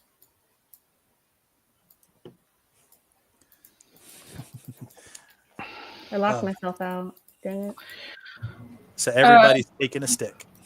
Yep, just so you Yep. guys know, I don't know what I did, but I can't change the camera. It's currently at the top corner of the map, so I can't really see where I'm going if I'm going down and to the left at all. Just everywhere. Oh. Give me 1 second. I'm not sure how you direct the camera. Yeah, I don't know. I've been just trying to do everything left-handed without a mouse, so I did something stupid. So right click allows you to move if you're using a trackpad. Right, but I don't have a mouse, so... No, not a mouse, a trackpad. It's Well- like you hold down the right side on the select and drag your finger. That allows me to select things. It creates a highlight. Yeah. Whoops, and now I'm completely off the map, actually, having done that, and I can't get back. You know, clear. Give me 1 second. I'm going to try something. Okay. And, yep, you guys are in the dark for a moment. Give me 1 moment. Is there a way to at least center on my character so I can do that? Because that would be nice.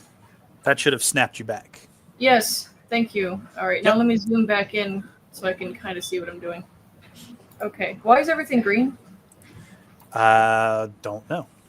Oh, Does anyone else see that? There's like a huge green circle. I Right. do. Yeah, I just didn't Okay. want to ask. Let me see. For I'm some sorry. reason, splash damage got done there. Now it's gone. Oh, Splash time damage, dudes, we're all in trouble. Someone dropped a giant template there for some strange reason. Okay. All right. So I assume back this way, or Well, that's up to you guys. I mean, we're trying to find the. Is there anything we want to poke? Hmm? Is there anything in the other rooms we want to poke? With the Yeah. Now that we have sticks? with the prop weapons, maybe, or Yeah. you mean- Okay. I assume that's why you wanted a stick. Yeah. So, well, I was gonna poke the symbol and stuff and see what happened. In theory. Oh, yeah. Also, we Yeah. need to keep Sounds an good. eye out for the puke in case something. Yep. We gotta keep our eye out for it. If I peeked in the throne room, would I see anything? It looks exactly the same as the last time you were here. Sweet. Awesome. Skeleton, if anything, looks slightly sadder. Oh, poor guy. Oh. Should we poke him on the way back? Sure. He's in the wall. Oh, no. Yep. We can poke. Oops. We lost Doc in the walls. The doc's in the back rooms. That's not a good No place clue. to be, as we all know. As a child I'll of being pause you guys for a second so I can pull Molly out of the walls. Somehow she keeps clipping out. You guys are good now. Okay. Hey. There you are. Oops. Are I you will stay intending? here so I can at least illumine everybody. Illumine? Mm-hmm. Are we going in Either blood or, room I or in? suppose. Either or. Let's start with blood room. Alright. And poke with a stick and see what happens. All right. You The- poke the blood with a stick. Some of the blood comes off the floor. Meaning we could mess this up if we wanted to. Don't know if we want to, but we could. Well, as Molly would know, the room does feel like it has been spent. As if whatever was going to be done here has already been done here. Well, in theory, we also then could take this and put this symbol in a different room if we wanted to do something crazy. Yeah. You could. Mess it up. Well, I'm just saying, if we memorize this pattern and then we get enough blood on our sticks, we can theoretically try to put this symbol elsewhere. Theoretically. Theoretically. Assuming we want to, which I don't know that we do. Though it is dried. It's not that dry. I mean, I got it off with the stick. It's basically flaking off. Well, if you find something else, maybe. I don't want to use real blood. Well, I mean, I don't want to use our blood. If you want to. I said I don't want to. Oh, okay. Molly says to put it on the skeleton in the room.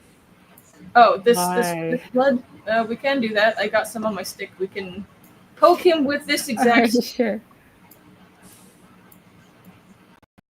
I'm waiting.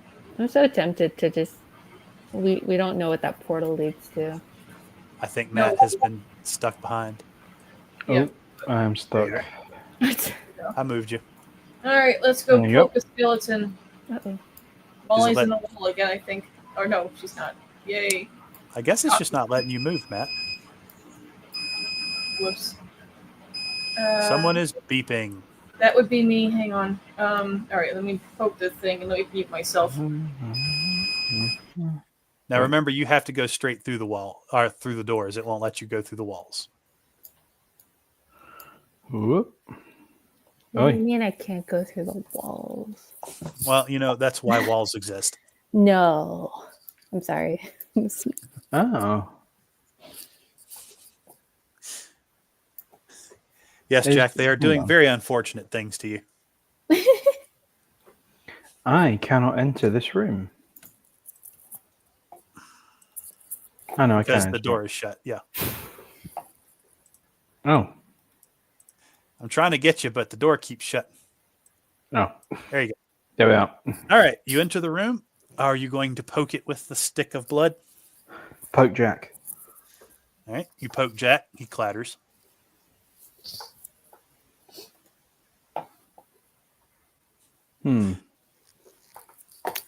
Welp. Any reaction, Jack? Why? Jack says, stop that. I don't know that it's gonna. If this is a puzzle, I'm not I'm not putting the pieces together. We have enough water on us, right? Like a water skin or whatever that we could maybe try to reconstitute these dry flakes of blood, maybe, and then we could like, if we wanted to, do something with. Okay. Should we return to the room The main room? and hit the button again and then let it run out?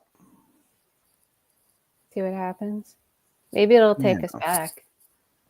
Well, it might take us to a different area through a different door. We can try it. Yeah. Yeah.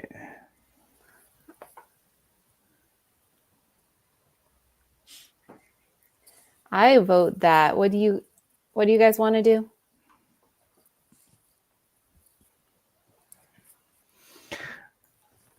Head down. Whoop, there we are. We'll head back into the room with the puzzle. Jack's very disappointed in his house guests. There was nothing this way, was there? I don't know. You guys never went that way. Let's Oh, go we- this way. I thought it was just a wall. Wait, where are you? It's hard to see without any light. Hmm. Yeah. Ah, Is it shiny too? Oh, there is another room. We missed it. All right. As you enter the room, you notice that it's full of broken columns and pottery. Oh. Hmm. Ah, the doors are shut again. Uh-oh.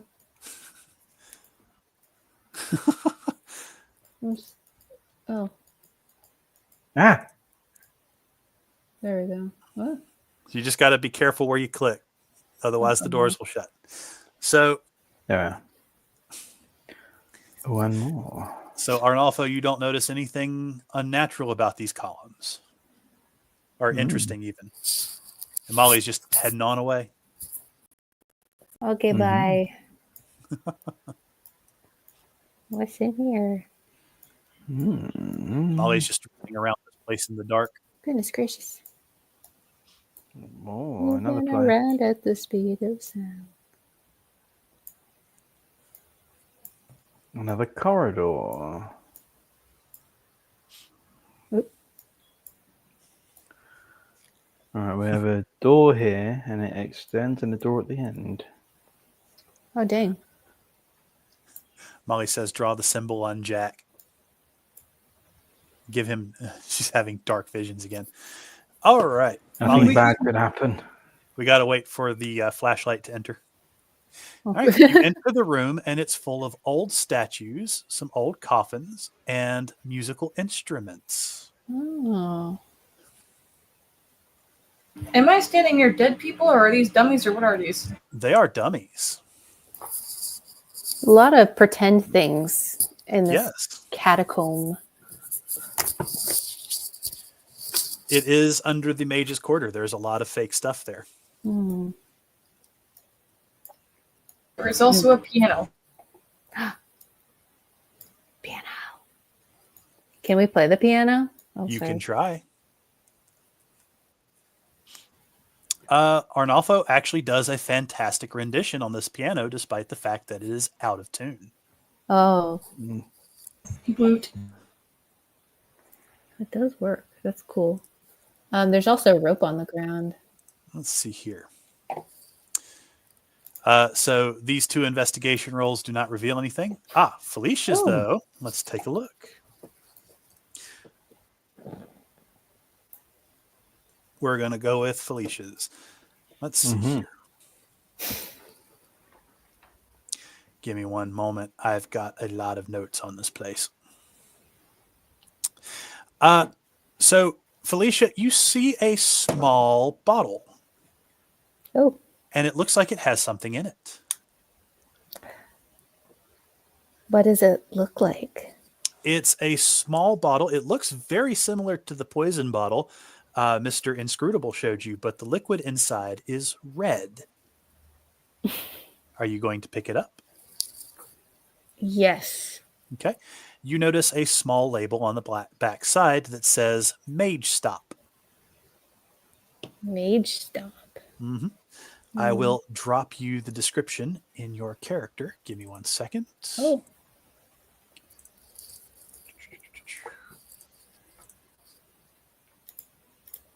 Where did I put that? Or sorry, Mage Lock is what it's called. Oh. You will find it in your consumables. Oh. It's poison for use against spellcasters made from powerful opiates. Ooh. Ooh, okay. Casters must succeed in a DC 13 toughness check. Okay, this is cool. Can use to coat 1 weapon or 3 pieces of ammo. Oh, that's nice. Put my darts in there.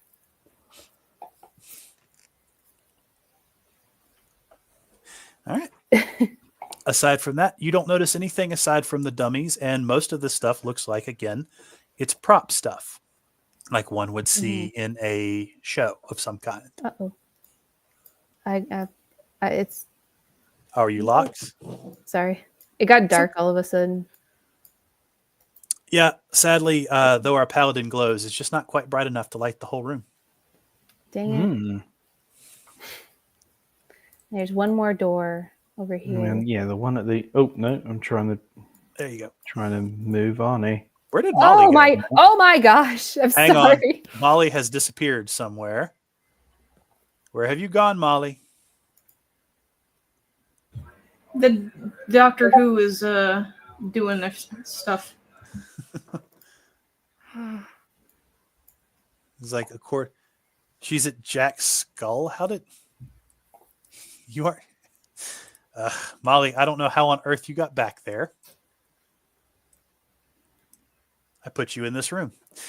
So you enter this room and you can, the smell hits you first. This is obviously broken into the sewers. And there is a big creature with tentacles coming off of its back, just kind of wallowing in the filth. He's just grabbing scoops of things and shoving them into his mouth. Nope. Would you guys like to do anything? You do notice something shiny just behind it, though. Oh my gosh. Would it be like an Arcana or Insight, or what we do to try to figure out what it is? Do a perception check. Oof.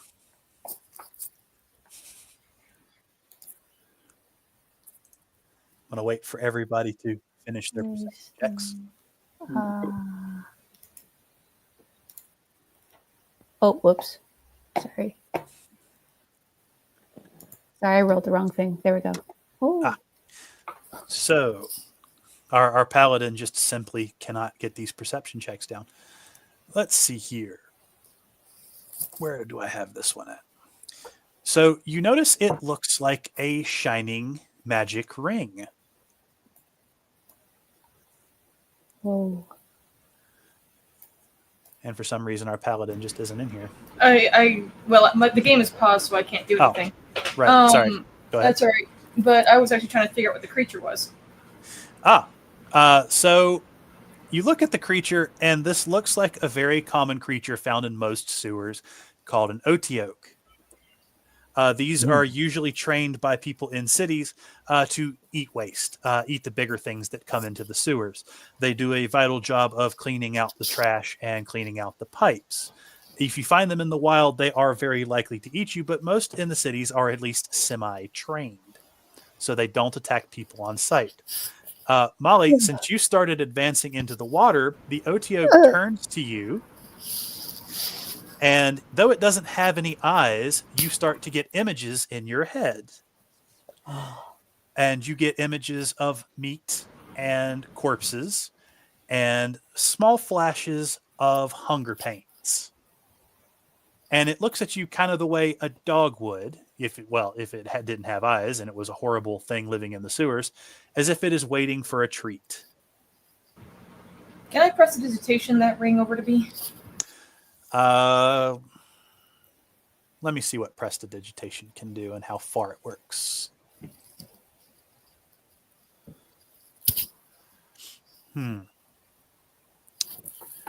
Chill warm. Instantly snuff out light or start a torch. Harmless sensory effects. It doesn't look like you can grab anything with it. Okay. Does anyone have mage hand? I do. You might be able to pick up that ring, and we won't have to do anything.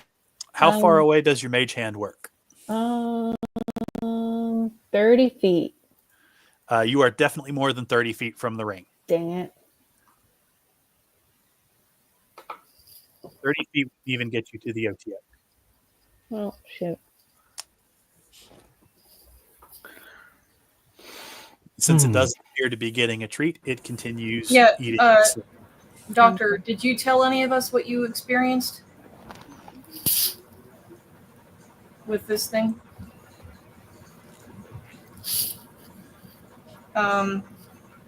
Yes. She says yes. Okay, in that case, can we use prestidigitation to turn something in this room and make it appear like the treat that it wants? It's asking for a body of some kind. I mean, I think prestidigitation will let us do that much. That might be too much. That's too big. That's too big. Prestidigitation will let you make something you could hold in your hand. Okay. And we don't want to toss the skeleton in here, probably. I don't think that's what it wants. Is the puke in here? You would be very hard pressed to notice it in sewer water. Yeah, we would have had to have tossed one of the props in here or something so that it could be spotted more easily. But if it ate one of the dummies, wouldn't it be disappointed immediately? Why do you think it would try to eat one of the dummies? Not if it was flavored like meat. Well, because it looks like a body. It doesn't have any eyes. Oh. That's true. Well, if it was flavored, because prestidigitation can flavor stuff. I don't know. You can give that a try. What can we flavor apart from? Well, let's go get a dummy. Well, that's true.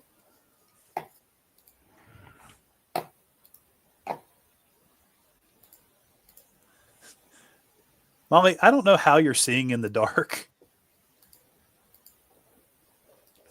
Like you can lightly see it. Okay. Well, Molly runs back into the room towards one of the dummies. Mm-hmm. And I'm assuming she picks it up and brings it back. Uh-huh.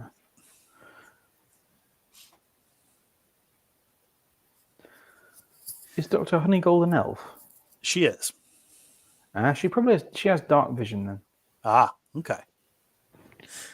All right. What would you guys like to do now that you have a dummy? Prestidigitation can flavor that. Yep. You beat me to it, by the way. I was going to say something, but I was getting stuff. All right. You use prestidigitation to flavor the dummy to taste like meat. Yeah, and then we can put it away from us. Okay. Where are you going to put it? Someone's going to have to put it there. I'll put it up here. Up here a bit more. Just there. And then come back. The OTO kind of raises up out of the water and eyes what you set down, and he slowly lumbers over to take a look. Or, well, whatever counts as a look for him. Yep. And he sniffs it, and he picks it up and kind of weighs it, and then he puts it in his mouth and starts chomping. And though it does break up, he seems rather disappointed. I take it you guys went out there to pick up the ring. Yep. So the ring is on top of the middle pipe. Right? The OTO does not seem very happy about this because it has discovered that this is definitely not meat. This is definitely wood. And it turns to you and its tentacles flare up. Oh, like it's very upset. Shoot. What would you like I'm to on do? top of the pipe. Mm-hmm. Can these things hear? So Felicia's closest to the door, so it turns to Felicia and it flashes the same images in its head, or in her head. Oh, shoot. I don't know what to do about that. It decides it is fair. It's starting to get like raised up like a cat on its hack. I'm gonna throw my stone, I'm not stone, my stick into the water over there It where I hears just pinged. it hears the noise and turns to that direction. It growls and starts charging in that direction. I'm leaving. It snaps up the stick Bye-bye. in its teeth and starts flinging it from the side to side, smashing things up, just splashing big puddles of stuff everywhere. All right. And it doesn't notice that you guys bye-bye. have left until you guys have left. Cool. All right, who picked up the ring? I picked up the ring. Okay. You will probably have to have somebody identify it for you. Can anyone identify this ring? Can I? I might have an Arcana I can try, but You can try an Arcana check or identifying magic. Oh. And I'll try an Arcana. I don't know identify that. Huh. let's see, that's a level 1 spell. How many of these have you cast, Molly? at least a couple of them. I think this would be the third or fourth one. Mm-hmm. All right, this would run you out of level 1 spell slots, but you notice Detect that magic also lasts for a while. but you notice this is a... Oh, okay. So we'll just say you've had it on for a while. How long does it last for? 10 minutes. So, yeah, she would have had to cast it each time. Probably. So this is a ring of protection. It gives whoever wears it an additional AC. I want to put it on. Okay. I want to, but... You guys can discuss among yourselves who wants it and plead your cases. I don't want it, but I will need just 1 second. I need to run and do something. Okay. I slightly do want it. But I will not. All right, Matt, you got a little bit muffled there. I'll hear out anybody else who wants it. Well, I'm the damage sink, so And Molly's vote Sure, you was are also muffled. furthest forward a lot of the time. And you have died a lot. I have a couple times. All right. Then I'm assuming you guys want to give it to Arnolfo. Yeah, Arnie can have it. Yay! Let me pull this up real quick. All right. You are now the proud owner of a ring of protection. You can choose to equip that in your character sheet. All right, and you watch me die anyway, even with this. Okay, let me go over to inventory, and so I should be able to click it, and then not display in chat. I want to not proficient. What? Here, What do you mean I'm not proficient? equip it. Okay. How can you not be proficient in wearing a ring? Apparently, you're just not that good at wearing rings. I guess not. You skinny fingers. And for some reason, the ring of protection in this does not work. There you go. Okay. It requires attunement, so you will have to take this to an archmage or somebody who can do that for you. Gotcha. But nothing will stop you from wearing it. It will attune to you over 24 hours. Yes. So just wear it for a bit. Alrighty. Okay. All right. What else would you guys like to do? Well, we've explored every area now. I'll let you guys discuss it for a moment. I will be right back. I mean, let's see, the ideas that we had, we're trying to do that symbol again. We can try to throw a hard object of some sort through the portal and see if we can notice it elsewhere. Like in a sewer here. We can try the first room, the button again. We can try to see if there's any more doors that we missed. Possibly. I don't know if we've missed any doors at this point. But we can have a look. I know we may have missed some in this area. Possibly.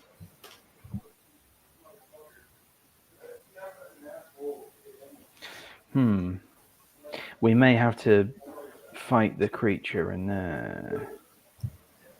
We might, which is not ideal. If we could use all this time stuff to get it old and dead, that would be nice, but I don't know how to do that on purpose.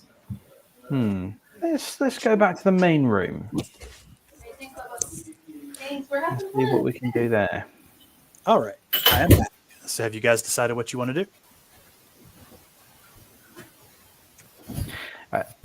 Well, Dr. Honeygold wants to explore the portal, and I'm for at least throwing another object through that would be easier for us to spot if it ended up in the sewers. Well, you do have a bunch of old prop swords. Yep. We do. So we can do that at least before we head back to the main room if we do that.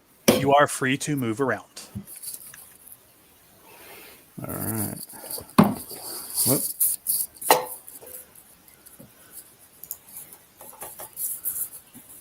And we're headed to the portal, right? Okay, I just got back. Okay. They are Oh, heading what's going to the on? portal. Oh. What are we doing at the portal? Having a look. All Throwing right. something in it. We threw puke in it. And we're throwing something else in it. All right.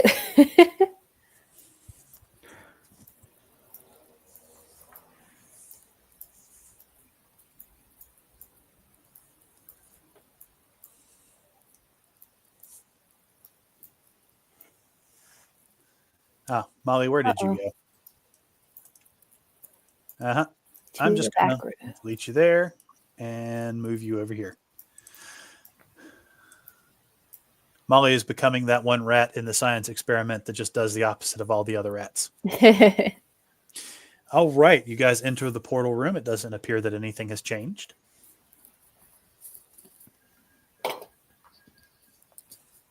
What would you like to do? We're going to huck a stick through it. All right. I guess Molly is the one up there. She's going to huck her stick through. The stick disappears into the portal, sounding like it's fallen into a lake or a pond, but nothing else happens. Do you think it was the sewer? Maybe it It leaked through the So sewer. apparently my camera is tied to Molly, who is moving, but I am not moving. And I don't know where I am anymore. I can't click on me. Oh no. Okay, hang on. I will. Oh, you're in the door. Yep, give me a second. I will have to re-put you on here. Yep. There you go. That's funny. Huzzah, I am me again. Welcome There's back. Yep. Molly is just determined to run back to the sewer for some reason. Molly, we're a team. Come back. Well, we're checking to see if it ended up in the sewer, because that's right now, I think, our only idea since we didn't see the puke anywhere else that I recall.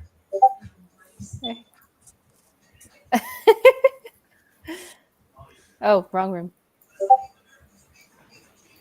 Jackson, You're the records show that I tried to warn them to stay away from 1 second. Harry My the ears have stopped working. Okay. Yeah, and He's Ninja, not- you're like a dark elf, so you should have dark vision too. I do.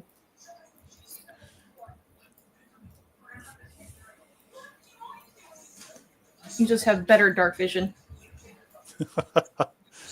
Molly's just there Very beating on the door, trying to find the handle. Yep. I have no idea where Matt has gone. Oh, he's still in the... I think he got left behind, unfortunately. That's okay. I have complete control of all of you. I can just... So as soon as you open the door, the Otiog roars and starts running for you. Okay. Quick, close the door. Let's kill it. Let it knock itself out. So you close the door and you hear a remarkable thump, followed by several more thumps as it continues to pound on the door. Ah. All right, I can hear again. Yay. Molly, I wish you would stay with the group. I can't keep track of where you go. Where? Oh, you're there. Okay. Okay, there you are. Oh, this wasn't Molly. Sorry. Oh. I feel like that meme with Marge is like, Bart, no. Sorry, forced habit. All right, what would you guys like to do? Well, we're faced with a dilemma. Do we think that thing can fit through this door? Or can we, open the door and then we can, thermopylae it? That is not the term my character would use. He's not that smart. Why do we need to get in there? in theory, because we're thinking maybe the portal leads to the sewer, we're not sure. We're trying to figure out where it leads to. Because maybe we ought to go through it, maybe we shouldn't, but we want to be darn sure we know maybe where it ends up before we just start jumping in there willy-nilly.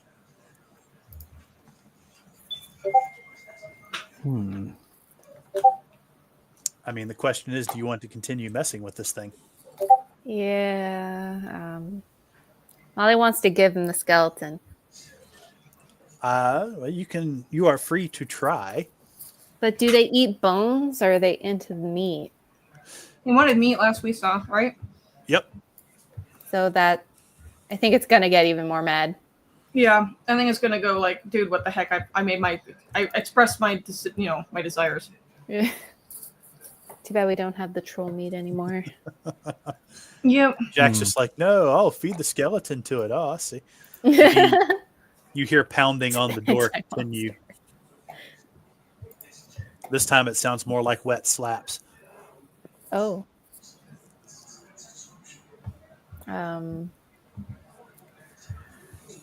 Well, did we check all the rooms? Was that all the rooms? I don't know if there was another door in the first room. I don't know either.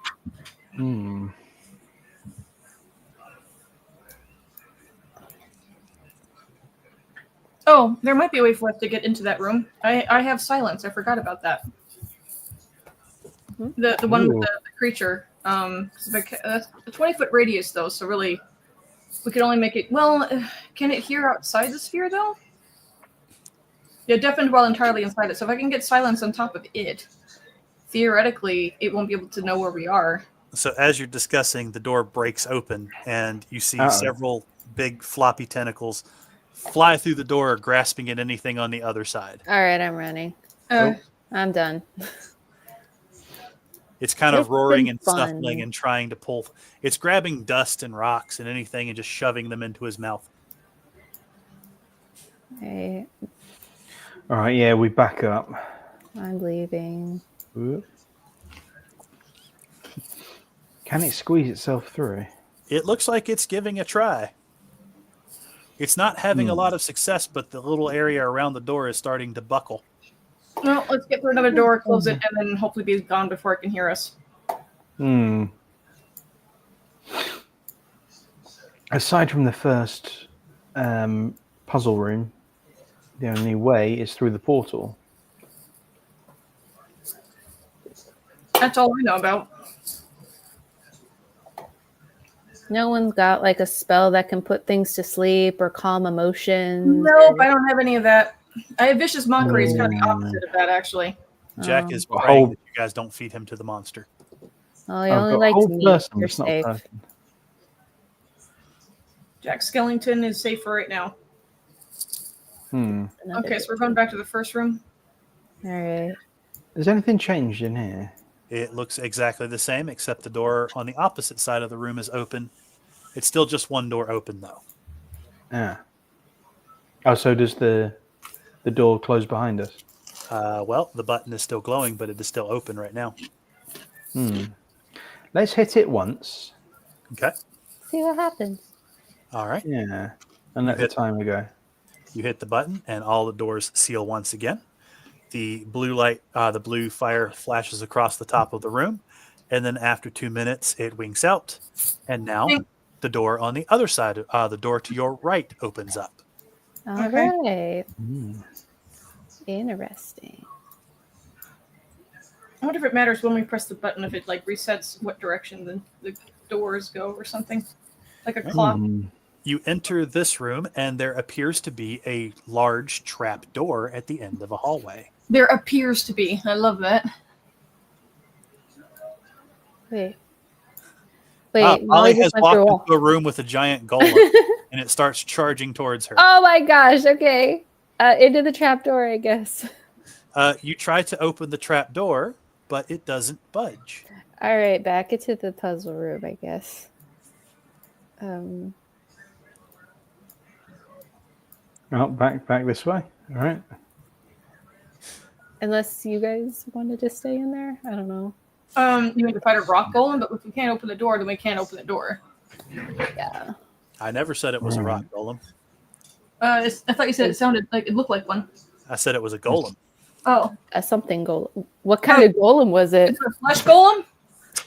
Well, you're free to try to go into the room and identify it, but it is waiting by the hole that the elf just disappeared in. Okay. Don't know if I want to. Okay, can I carefully, just a smidge? You're starting to hear scratching as Right. it's digging around. What are you trying to do? Just okay, Dr. Honeygold, are you able to to detect what it is, or do we could just maybe use our eyeballs?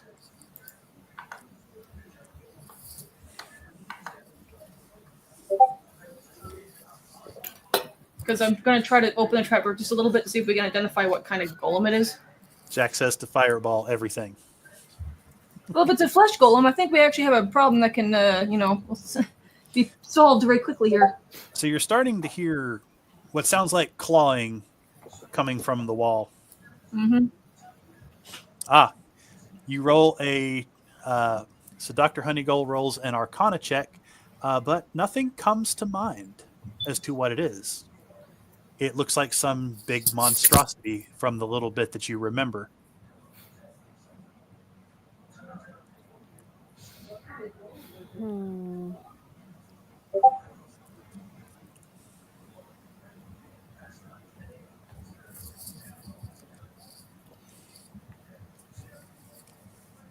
Did we lose Rockstar? I feel like. I'm still in. Okay. Do you have any opinions? Well, the only way out is through.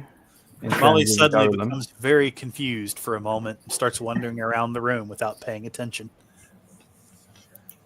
Oops.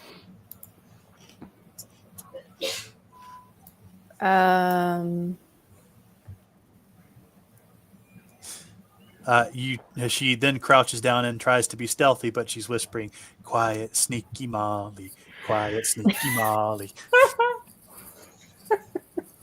Sorry, I'm confused. Is Molly actually is Dr. Honeygold actually in there with the thing with the golem? She then attempts to pull a cartwheel and then bonks her head on the floor. Right. Oh, poor thing. Yay! She then tries to tame an imaginary horse. All right, what else does anybody else want to do? Okay, let's do it. Maybe a misunderstanding. So wait, she's actually down there right now with the golem, or no? No, she's in the room with you. Okay. All right. She's just rolling random things.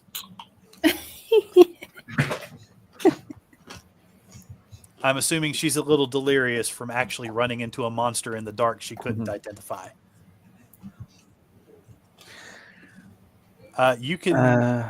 So all you notice is that there's this big trap door in the middle of the room that refuses to budge for anybody.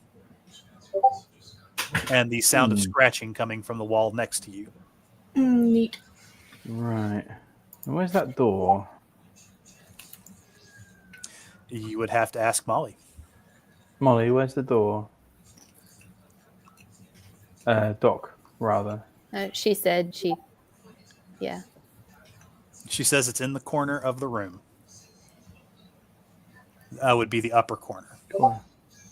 The upper corner. Yep. Roll a dexterity saving throw. The dexterity saving throw? Yes. Oh, yep. Actually, no. Make it athletics. Make an athletics saving throw. Athletic.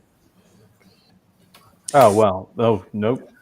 So you feel a Not a giant natural hand one. seize around you Oh. and pull you into the room, Ah. and it's going to pull you back here. What do the rest of you do? I mean, do I have a chance? I don't have any agility, so I mean, I don't know if I have a chance to try to react. I don't know, stick something down there to stop the door from closing, or. Well, the door doesn't actually exist. It's just illusionary wall. I want to. Anybody can just walk into it. Okay, well, I wanna peek in. we gotta go get him. All right. You walk into the room, and everybody who walked in, roll initiative. Oh, Oh, for crying out boy. loud, it's a chicken. It's No, time. I didn't walk in. He was pulled in. It's a chicken.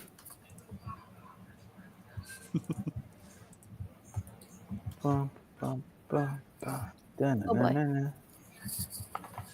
As you're pulled in, a door to the side opens up. The chicken trial. Yep, you have somehow stumbled into the trial of the chicken.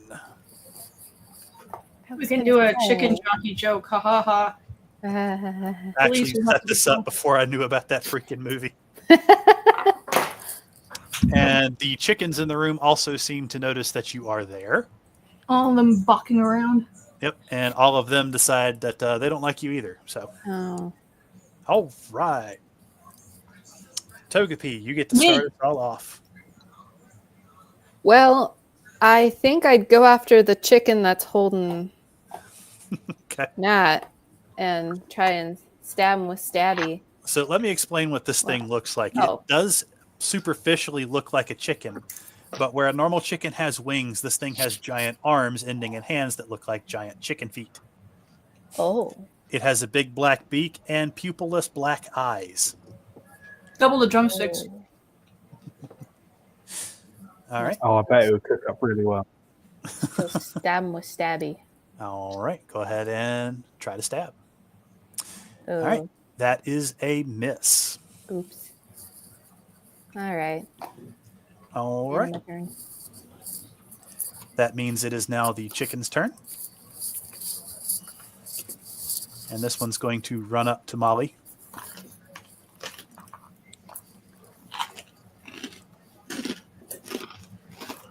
Someone having chips. And the return of Chip. This one's also going to dash up. And now it is Matt's turn. You will have to make a strength saving throw. Oh God. Saving throw. Oh. You remain grappled. Oh. All right. This chicken is going to run up to you, or try to.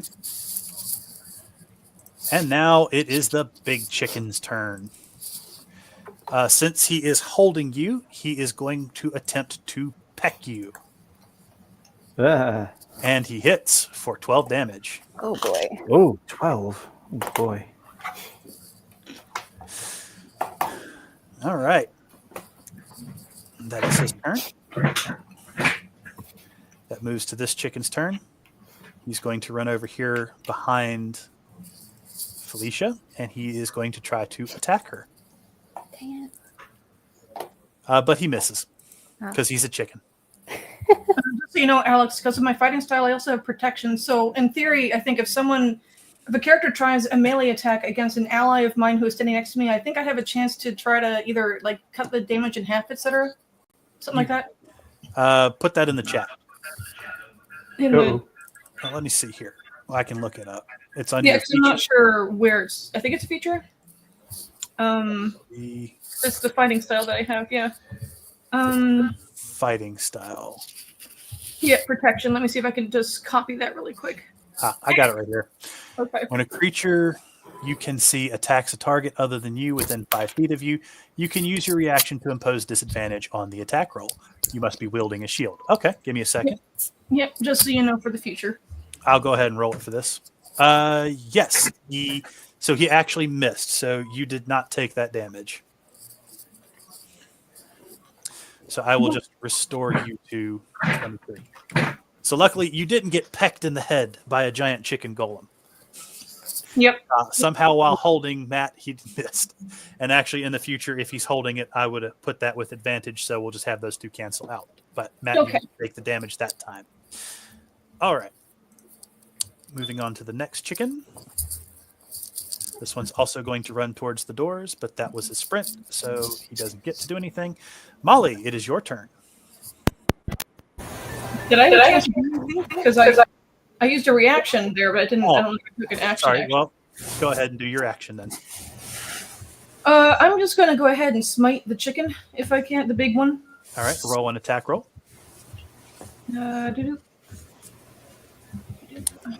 You have to roll an attack first. Oh, for crying out Pete's sake! Hang on.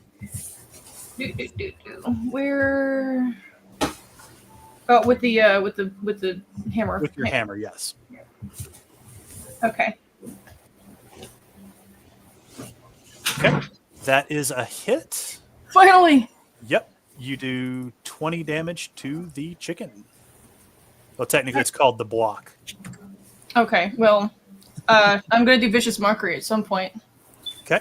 But not right now. All right, Molly, it is now your turn.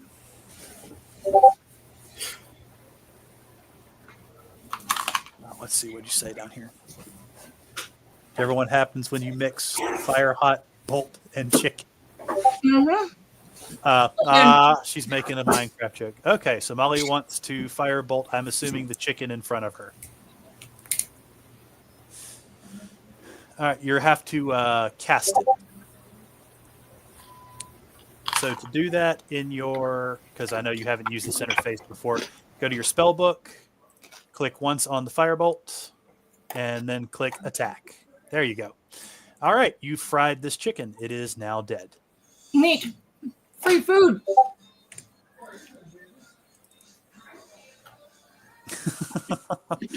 All right. It is another chicken's turn. This chicken also chooses to run up. And that brings it back to Togepi. Okay. I will try and stab the big chicken with... Oh, wait. I'm sorry. Are you still grappled? He is still grappled. Okay, I'll try and stab the big chicken with the stabby again. Okay, go ahead. Ooh. All right. You that does hit. You do rend right into the fur. It starts to bleed a bit, but it still seems fairly undeterred. All right. Moving on to the chicken's turn. This one's going to run up and try to peck Molly. Which it misses. Matt, it is your turn. Make an athletics check. Actually, no, this is just straight strength, so make a strength check. Alrighty. There may be an echo. Apologies for that. It's okay. My earphones have died. You have to beat an 8. I have to beat an 8. Yep. You can do it, dude. Hey. You break free of the block's grip and you fall to the ground, but it will be another turn before you can cast a spell. All right. Can I move? You can, but it will invoke an attack of opportunity. Can I do any actions or anything? You can do a bonus action, but no main action. Bonus action. Yes. All right. Let's see what's in my wheelhouse for a bonus action.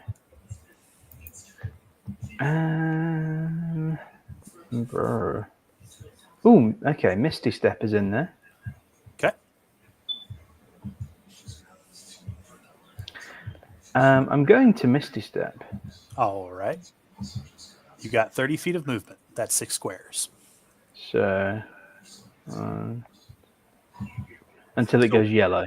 Yep. How far can we go? So going that low, you'll actually have to go through the wall. Okay. I can go through the wall. You can go to about up about 2 squares is about the farthest you can go. Yep, that's about here. Yep. All right. All right. You have now moved. Okay. And now I can actually just move. You can move. You can move 30 feet. All right, nice. So once it goes Until red, it goes red in that case. Yep. So that's going to be there. Okay. All right. That moves on to the chicken's turn. This chicken, seeing you run away, is going to try to run towards you.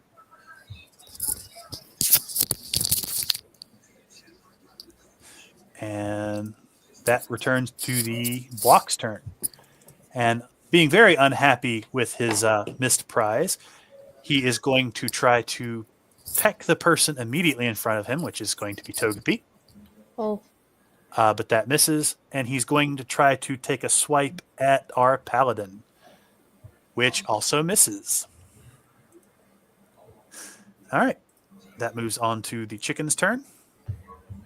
This chicken is behind Togepi, and he is going to try to attack her with his little scratchy feet.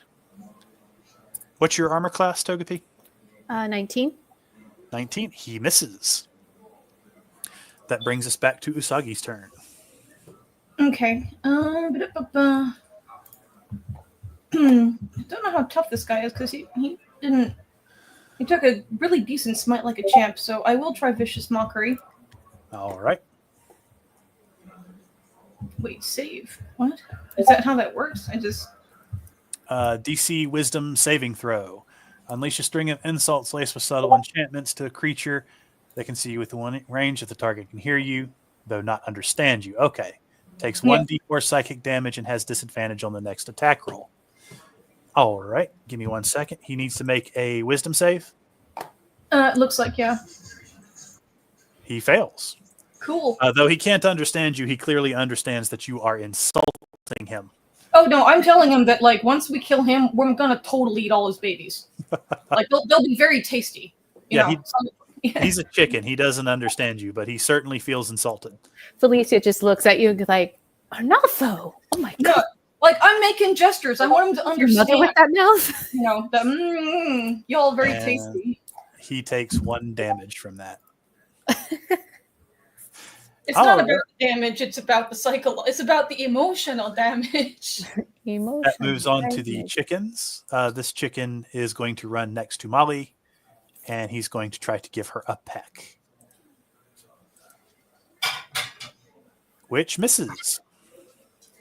Molly, it is now your turn.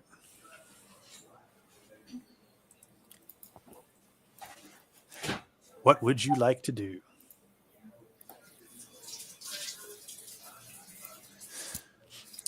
She is decidedly mute on the matter. Oh. Molly. I don't know if I'm firebolting. There she goes.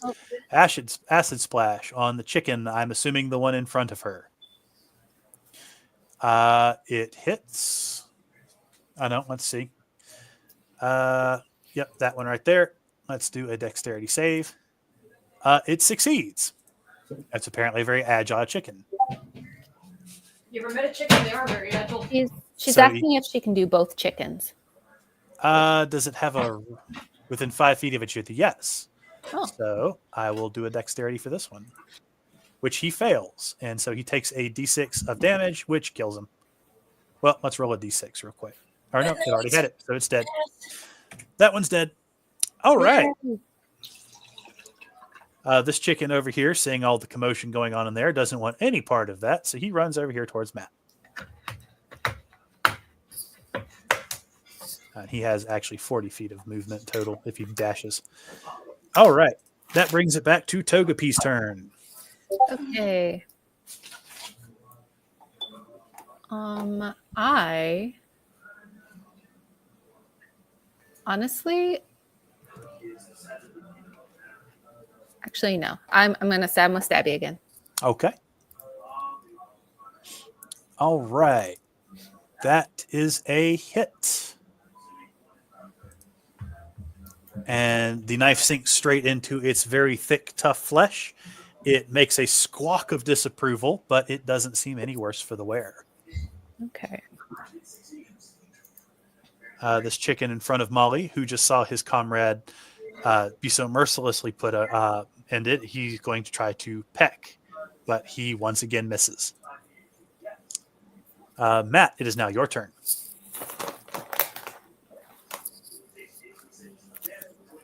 Right then, I will. Oh, I've got things. Okay, so with my short sword, I'm going to use Green Flame Blade, which is a new cantrip, on the chicken in front of me. Right. Now, I couldn't find Green Flame Blade in the compendium. So what it does, it's essentially a melee spell attack Okay. against a creature in front of me. Okay. And if I hit it, it takes my weapon damage, and then green fire can leap to a target within 5 feet of it. All right. And since this is going off your spell casting ability, which is charisma, Yeah. that'd be a +3.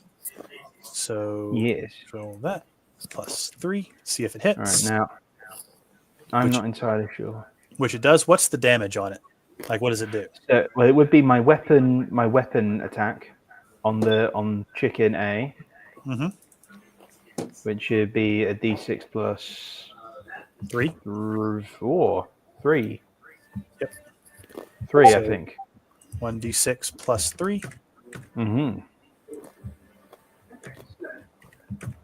which does. That's 3d6 +3. Oh, Why did it do 3? why Plus- did it do 3? Okay, so it does 4 damage to that chicken, which does kill it. And that All right, and then green fire leaps from that dead chicken into the chicken next to it, okay. and which is So my spell casting. I think that's only 3 damage though. Hang on, let me read this. that still kills them both. Cause green Chickens- fire Yeah, takes fire chickens- damage equal to my spell casting ability modifier. So yeah, it's a 3. Yep. So both of them are dead. The chickens are not Lovely. very tough.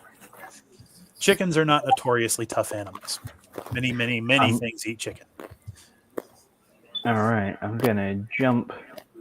Well, I say jump. I'm gonna run. Well, walk to here. Oh, okay. And Hex. Is Hex a bonus action? I think it is. I'm going to actually double check. It might not be. No, it's an action. Ignore me. All right. Also, it sounds like today it is Rockstar eating the crisps, not me. Haha. It Yeah. is absolutely not me eating the crisps. I will ask whoever's eating chips to please mute themselves when they are going to take a bite. Oh goodness, I apologize. That's okay. That was me. Now it is Yeah. the block's turn, and it is decidedly unhappy. So it is going to peck at Togepi and make a slam attack at the paladin. He misses the paladin, but he hits Togepi for 18 damage. Do I get to Oh. block any of that with my with protection? Yeah, we'll give him another roll on that to see if that actually hit. Not to give it 1. No, he actually missed. So Togepi, you're good. Haha. Don't you You love come- that I'm the damage sink / also your shield?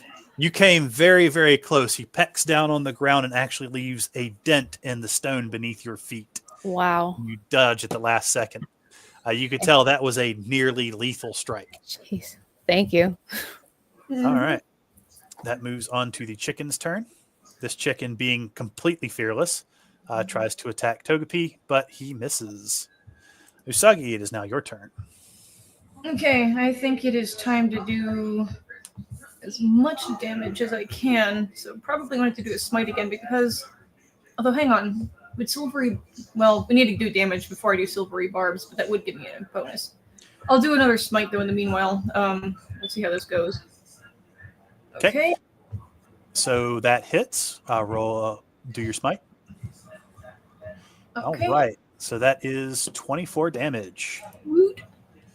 It seems very unhappy about that. That's okay. You're going to be very tasty. We're tenderizing the meat. It shrieks at you and turns all of its focus on you now. Okay. All right. I'm having a blast here. I'm thinking about all the free food we're going to get out of this. Molly, it is your turn.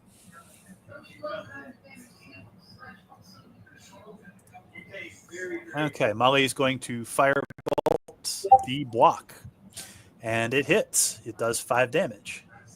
The firebolt flies straight at the block. It hits it on the side of the head and just kind of singes some of the feathers off. But it doesn't seem to have really noticed the damage. Okay, and then Togepi, it is back to your turn. I know I'm right next to him, but I'm gonna try hitting the block with my short bow. I think there is. You do it at disadvantage at melee rage. Yeah. Oh, really? Yes. Yeah. Oh, dang. All right. Stabby again. Okay.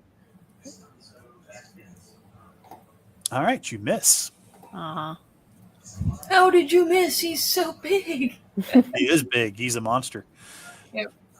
All right, that takes us to one of the chickens' turn. The one right in front of Molly. He is determined he is going to hit her, so he is going to make a scratch attack, which misses. Matt, it is now your turn.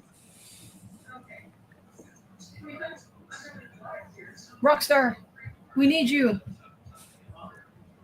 Matt? Yeah, same here. Okay, it's your turn. All right. Well, the big target is the most tasty, so I'm going to Eldritch Blast it. All right, go ahead and cast. Wow. Did you want to use your boon?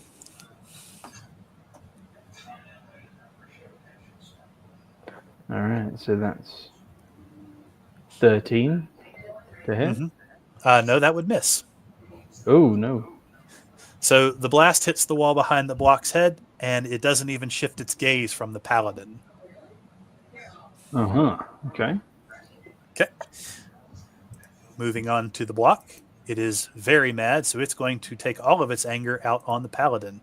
Oh boy, we find out how this goes. It attacks you with a peck attack, which hits, and it attacks you with a slam attack, which hits. Oh It boy. does 34 points of damage. Holy cow. 34. Okay, so that takes me down to... Or wait, you're already taking it off? Yep, you're down to roughly half health. Wait, did I still have some of the temporary HP from before or something? Because I think my max is 44, so that should have taken me down to 10, shouldn't it? Your max is 44? Yeah. Let's see, that was 14 and 15, so that should have taken 29 damage off of you. Oh, okay, all right. So that should actually put you at 15. Yep, you are right. Yep. Ah! I don't know why the math on this is so goofy. That's all right. All right, you are certainly worse for the wear after that. It looks like my concentration, though, kept going, so that's good. I think Whatever you're concentrating on, you just never turned it off. that was bless that I had up for everybody else. So this chicken tries to attack Togepi, but thanks to your protection, it misses. Usagi, it is now your turn. Okay, I gotta be kind of careful here because I do have, of course, Thunder Wave, but that would be bad. I can't do the mischief spell because I don't have any apple pie. And silvery barbs, I think. You've already got him rolling with disadvantage. It really wouldn't. Yeah, do so that wouldn't do any good. I just got to do damage. All right, we're just gonna focus on doing as much damage as possible. But if somebody else can heal me a little bit, that would be nice. All right, you swing the attack, but you miss. Son of a gun! And I'm not going to count that divine smite because technically you're not supposed to cast it till after you make the attack. Gotcha. All right, so the attack misses. Molly, it is now your turn. Give her a moment to cast her spell. Yep. I'm going to look at what the chat says. Yes, Take the eggs to the market while I'm alive. All right. Oh, Molly, you do 3 damage with the firebolt. She did eloquently point out that she could be eating chips and none of us would ever know. It is very true. So you do, once again, you hit him on the side of the head with a firebolt. It seems a little bit more perturbed about it than it was last time, but it's still focused pretty much on the paladin. He doesn't want me eating his babies. I'm going to do it anyway. I'll do it from behind the grave if I have to. Togepi, it is now your turn. All right.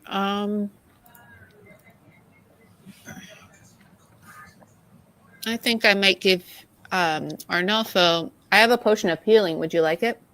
Are you able to throw it on me and would that work? Because if I take it, that's like an action. Yeah. So in theory, we could take up your entire action as long as like pouring it on me would work. Because then I could just stand here. Pouring it on you would work. They've poured it on you before. Okay. Then I pour a potion of healing on Arnolfo. Oh, Yay! how much does our potions of healing Heal. Let's see. That's 5. So you heal him 5 points of health. You're Oh, back to 20. You're almost to half health. Almost at half. You feel Haunting. You feel slightly better, as if somebody had patted you on the back and said, "Aren't you a good boy?" Yeah. I lost all of my potions of healing. I had 2. Yeah, I thought you had some. Yeah. You've used one before on him. Last time he almost died. Yeah, but we picked up new ones, didn't we? I thought we picked I up. don't think you've bought any new ones yet. No, Well, we picked them up. I'm just saying I had 2, and now it's gone from my consumables. Yeah, I know you used one on him before, Okay. Yeah, and I 'cause just used that one. Did you use one too? I didn't we took one find- off at the same time that you took one off, I think. Okay. I'm Well, sorry. You can put one back on. Oh, okay. All right. It Yeah, is Chicken's turn, and he's going to try to attack Togepi, which it doesn't work. Which brings it to Matt's turn. Rockstar. Okay, so I've got to go for him again with an Eldritch Blast. All right. I must. Even though Firebolt would cook him nicely. That's a little better. All right. That hits. Would you like to use your boon? Oh, yes, I would. All right. I think it's a D6. Roll another D6 for me. All right. Okay. I'm stuck. I'm stuck rolling 2 of them. I'm going to roll. You can just edit it in the tray. Just change the 2 to a 1. You can actually type it out. Oh. There you go. All right. That does 9 total damage.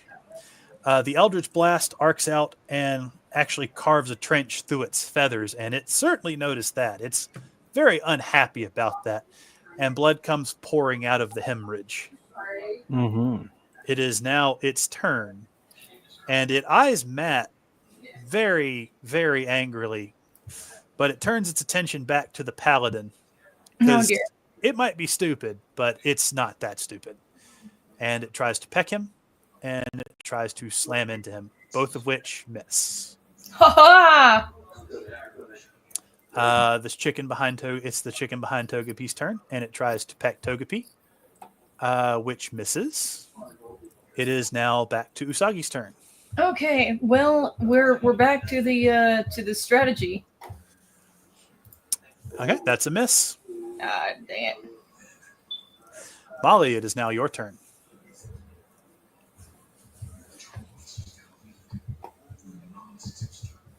Very tried and true method. So she hits the chicken, and it is dead. So that leaves 1 chicken and the block.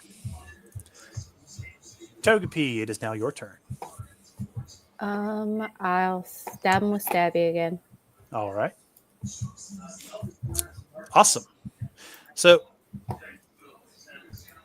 let's see here. All right. You once again plunge it straight into its neck and apparently hit its windpipe as you hear it start to gurgle and choke before collapsing to the ground. Huzzah! The block is now dead. Woo! All right, we can just drop kick this last little dude right into the wall. And for some reason that applied to Togepi, which it shouldn't have. There's one last chicken. Matt, it is your turn.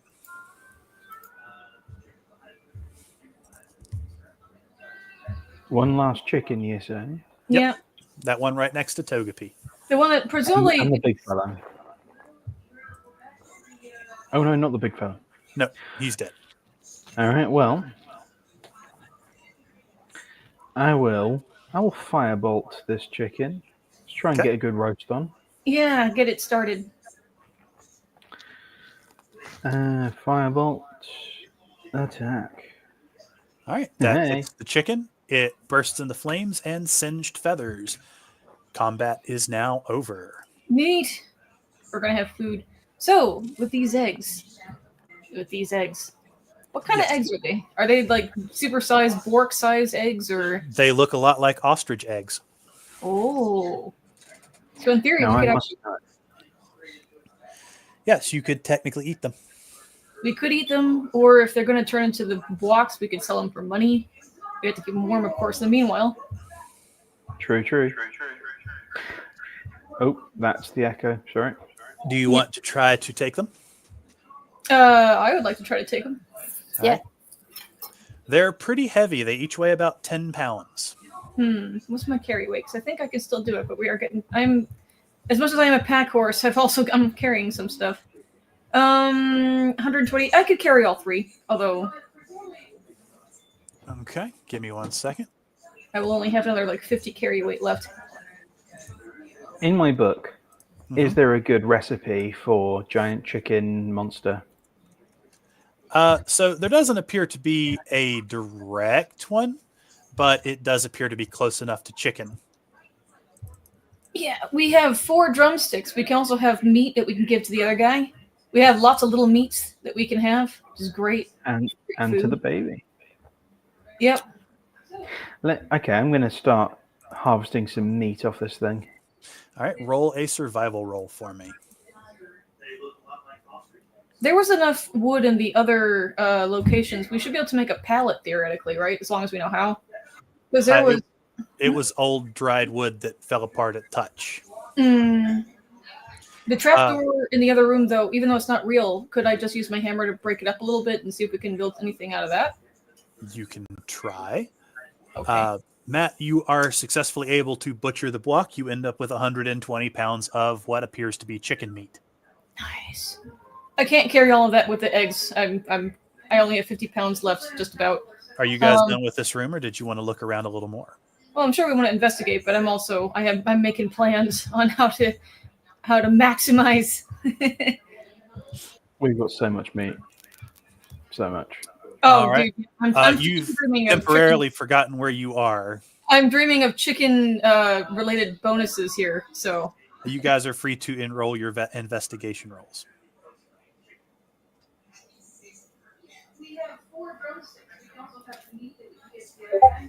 We have lots of meat. All right, I'm hearing lots of people in the background, but all right. Felicia, you always have the best investigation rolls. So Molly is completely lost, like how she found this room in the first place. Felicia, you notice something on the back of the block's head. There seems to be a large golden feather that doesn't seem like it matches with the rest. Ooh. I would like to take it if I can. All right. You pluck it and it shimmers just a bit. Ooh. I'm getting the Wakfu vibes. But you can't quite figure out what it is. I'd ask my party members. Sadly, Molly does not have identify items anymore, or identify magic anymore. Oh no. Because she used up all of her spell slots. Yeah, unless we want to do a rest or something. Oh yeah. Okay. Dr. Honeygold's intelligence is enough to recognize this. This appears to be, let me pull up my notes here. I think those are the wrong notes. So this, Molly, you would know this is what's referred to as a Bren feather, specifically a yellow Bren feather. This is a magical item that when tossed by its owner, turns it into a magical mount known as a Bren bird. It is a flightless bird that looks, well, it's basically a chocobo from Final Fantasy. Let's go. It can pull a cart. It can be ridden. They are very intelligent and understand any language. They all have a long feather on the top of their head, so when you are done riding them, you can remove the feather and it reverts back to the feather. That's amazing. It is amazing. Let me throw that onto your character real quick. Thank You also find 200 gold in random coins. Ooh. Okay, we'll have to divide that between us. Let me see items. I was pretty sure I made this item already.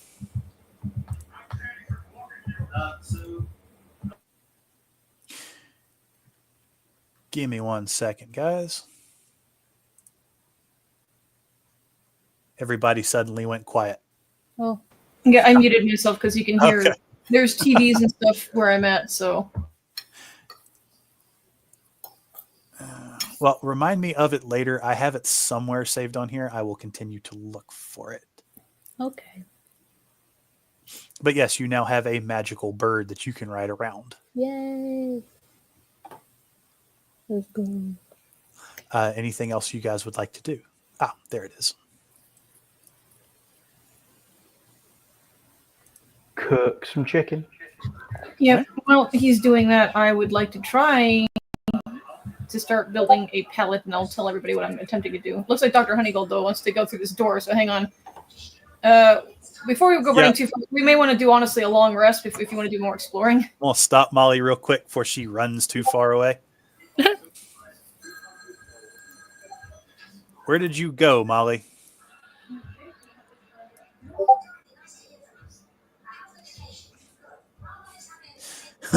Where did you go, Molly? She just runs off somewhere. I honestly have no idea where she's run off She to. said Arnolfo's sitting on her. Oh, Yes, I think I am. there you are. Okay. Yeah. All right, unpause. That was to stop her from going anywhere. All right. But yeah, I would recommend us not going anywhere crazy until we've had at least a long rest, because we've used up a lot of spell slots, and I'm at half health, so. Okay. You guys do still have your string. Yes. No, it would lead you back through the rooms you came through. Yeah, I'd like to take all of the meat, though, if I can, like I said, with the pallet and stuff, since we also have the... You have about 120 pounds of meat. How much carrying capacity does everybody have? Right, what I have left after picking up the eggs, because they were 10 each, because that would have taken me up to 158 out of 210. So, so as long as you don't mind me being maybe encumbered and walking slowly, I can still probably, I can't carry. I think I might be able to drag. That's what I'm trying to do with the pallet. If all three of you work together, you can haul all that meat out. Yeah. Okay. But that would pretty much cover all of your everything you've got. And actually, I'm sorry, that would cover everything you've got. Well, I'm actually personally I'm okay with that, because we also walk through a sewer. So once we get up there and we feed the troll and we find out what all this is worth and everything else, I'd also like to go back to the inn and take a freaking bath and get my stuff cleaned off. All right. So we'll say you follow the string back and end up back at your inn. Okay. And we can feed Moomin and we can find out more about this stuff and get my stuff cleaned. Apple pies! I will activate the square again. And before you guys start running off, wherever you intend to go, Aw. I will make good use of the pause function. Okay, to herd the cats. All right, you get back to the inn roughly around dinner time. There is a meal ready, but the woman behind the counter looks at you coming in, dripping of chicken grease, blood, feathers, various other things, and dust, and she just frowns like, "I'm sorry, there is a limit. I'm going to need you to clean yourselves up before you come to dinner." For sure, I was gonna do that anyway. Where and how can I get my equipment cleaned? Take it to the smith. I think it's a building above you. Yep, take it to the smith to the north. Okay. I will not pet the cat while I'm disgusting. Cat does not need that. In fact, Moomin is the cleanest person in the group. Yes, he is. With Okay, a song.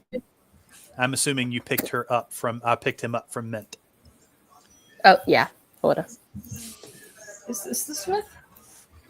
This looks like a smith. Yes. You Okay. enter, and the woman behind the counter kind of looks at you, grimacing, and goes, "Is there something I can help you with?" As she speaks through her teeth. Well, we were hoping we could maybe get our equipment cleaned. We are going to try to clean ourselves also. She looks at you and sighs and goes, "Yes." And she pulls out a large basket from under the counter and sets it to the side. "If you'll just put your equipment in there, I'll get a ticket ready for you. It will cost a silver piece each." Fine. All right, each of you deduct a silver piece. Let me get that off. I'm going to assume Matt's up here.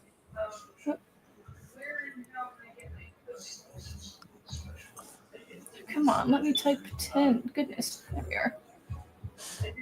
All right, everybody who's getting their armor clean.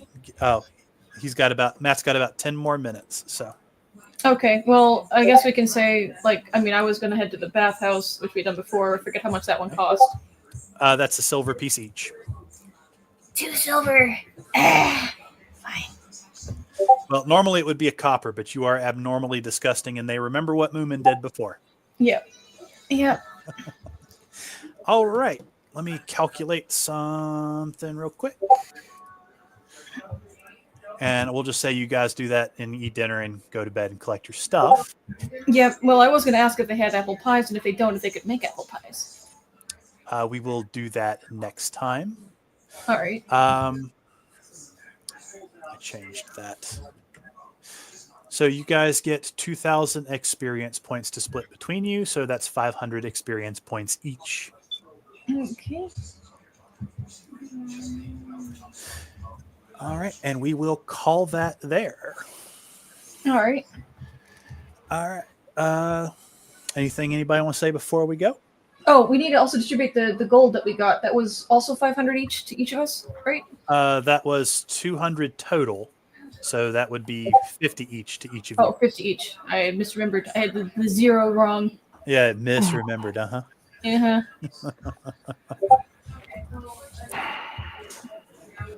Let me get this typed in really quick before I forget, because I'm good at forgetting. All right, what's the XP? You each got 500 XP. Okay. I would like to give you some extra from getting pulled through that hole, but you guys probably shouldn't have been running into a room with a monster. Probably not, but you know how we roll. And plus, we got free chicken out of it. You got a lot of chicken out of it. If you'd like, you can go ahead and try to sell that because chicken meat spoils very, very quickly. Sure, or again, on any of the specialty chicken meat, I assume. I'm just gonna go ahead and assume that we long rest, or should I do that next time? We'll do this where you can do your shopping right here, but we'll stop the story. Okay. So Matt, if you want to, you can go ahead and go. Alrighty. All right. I'll see everybody next time.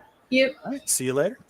All right. So we'll just say the rest. Matt goes to take himself an early dinner because he needs food. Mm-hmm. And so you guys are free to do what you want. Do you want to go back to the market square? I guess we could. All right. You journey for about a half hour and reach the market square. It's getting late, but several of the stores seem to still be open. Where would you like to go? I can't afford better equipment. Are there any couriers or anything out here? Couriers? Yes, there are couriers. Okay. Do they insure what they send? Not really. Mm-hmm. Well, it depends on what you're trying to send. Right, and I kind of don't want to tell them what I'm trying to send because I'm worried they will steal it. How about I start with a letter? Yes, you can send a letter. Okay. I will send a letter to my mother to let her know where I intend to be and that I want to send her money, but I'm not quite sure how to do that. So if she can send a letter back to, I guess, the previous city's guild hall, if she has an idea of how I can send her money safely, then I will try that. You can do that. There are ways of doing it, but it is rather pricey. It would almost be cheaper. The amount of gold you have is probably not sufficient to send that method. Right.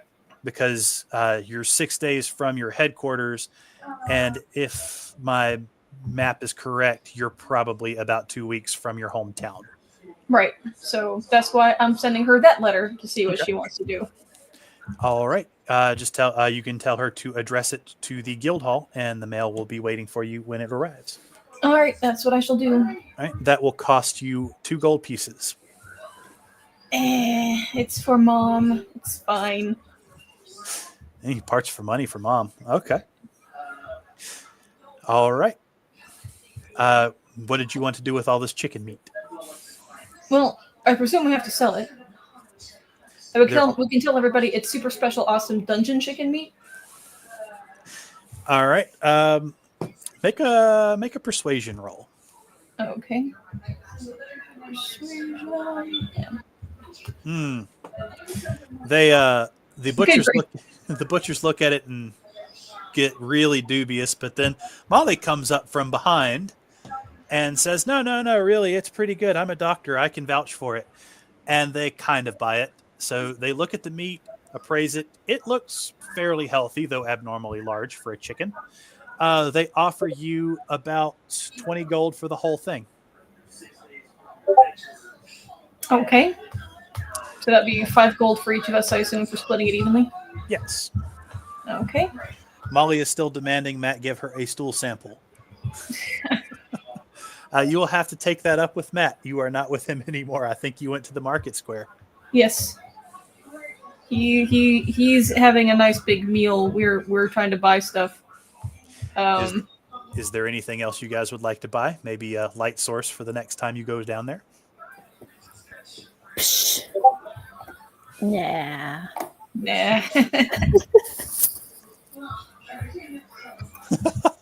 I'm aware you requested the stool sample, but for some strange reason, Matt has yet to produce one. Or at least to let you know if he's produced one. Let's put it that way. I mean, you guys have basically been in the sewer. The whole place smells like a stool sample. Yep. All right. Is there anything else you guys would like to do while you're in the market square? In the market square. I don't think there's anything else that I want to buy immediately, because right now they're still feeding us for free at the inn. They are. Yep. You guys could stock back up on potions if you like, or... I mean, I can buy some health potions. All right. Do an investigation roll for me. Sorry, I have hiccups. No. I thought that... All right. You do find somebody who is getting ready to close up shop, but when you say that you're looking for some healing potions, like, oh, no, come on. Apparently, they have a crate of healing potions that are about to go bad, and he's willing to sell them for half price. I'll take them. All right. There are 16 health potions to a crate. He is willing to sell them for 25 gold apiece. 25. I thought I had a health potion, but right now my inventory says 0. I don't know what happened to that. I'm assuming you used it. They're not very strong. Yeah, maybe I did. Could I maybe try my hand at haggling? Finally, you are free to try. Maybe ask if he'll take 17 gold. Go ahead and roll a persuasion roll. All right. Hiccups and all. Persuasion. I know. I'm trying. Only Togepi had to roll persuasion. We're here to back guys, though. I appreciate it. So he goes, well, I can't let these go for any cheaper, but they did come with a smaller crate, and he pulls out a smaller crate that holds 8 potions in it of greater healing. And it's like, I'm willing to let these go for 75 each. Normally I charge 150, but they're going to go just as bad. I might as well recoup my costs. Man, then I'll take the potions, and I'll get one greater healing potion. So the greater healing potion does 4d4 plus 4 points of healing. Whereas I think the regular potion of healing only does 2d4 plus 2. So it does roughly twice the healing. Gotcha. So if we're in a bit of a pickle. You guys are at a level where the minor healing potion really doesn't do much for you anymore. Oh, really? Well, it healed 5 points, and that was high. That's true. Well, then maybe I'll take 2 greater healing potions. Right? He says that will be 150 gold. I'll do I will send you 32 gold to help knock the price off of that. Aw, that's sweet. You gave me a health potion, so. Oh, speaking of which, I might have to ask you how to add a healing potion. I don't know how this... I'm adding them for you. Oh, okay. Well, even the one from before, you're like, oh, just add it back. I don't know how to add it back. So I'm so if you look sorry. over where it says quantity, you might not have control over that. Oh, okay. Now that I think about it, since I am the GM, you probably don't have control over that. Oh. So I just went ahead and added them on to you. All right. You now have 2 potions of greater healing. Does anybody else want a greater healing potion? How many does he have? He has 6 more. And he was asking for how much? Because the smaller ones were 17. He's selling them for half price. So 75 gold for the greater healings, 25 gold for the smaller healings. 75 gold. And that's already with the persuasion? Yes, this is half price. They normally cost 150 gold apiece.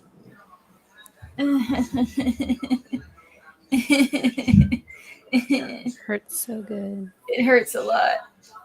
He I'll buy looks one. at you struggling and he says, I have 1 potion of superior healing. I got it off of an alchemist. These things never go bad, and it does tremendously better. I'm willing to part, but nobody's ever bought it because it's kind of pricey. So I'll tell you what I'll do. Normally, I sell this for 500 gold, but if you got 200 gold, it's yours. And so, just so you know, a potion of superior healing does 8d4 plus 8 health points. I guess I'll take that.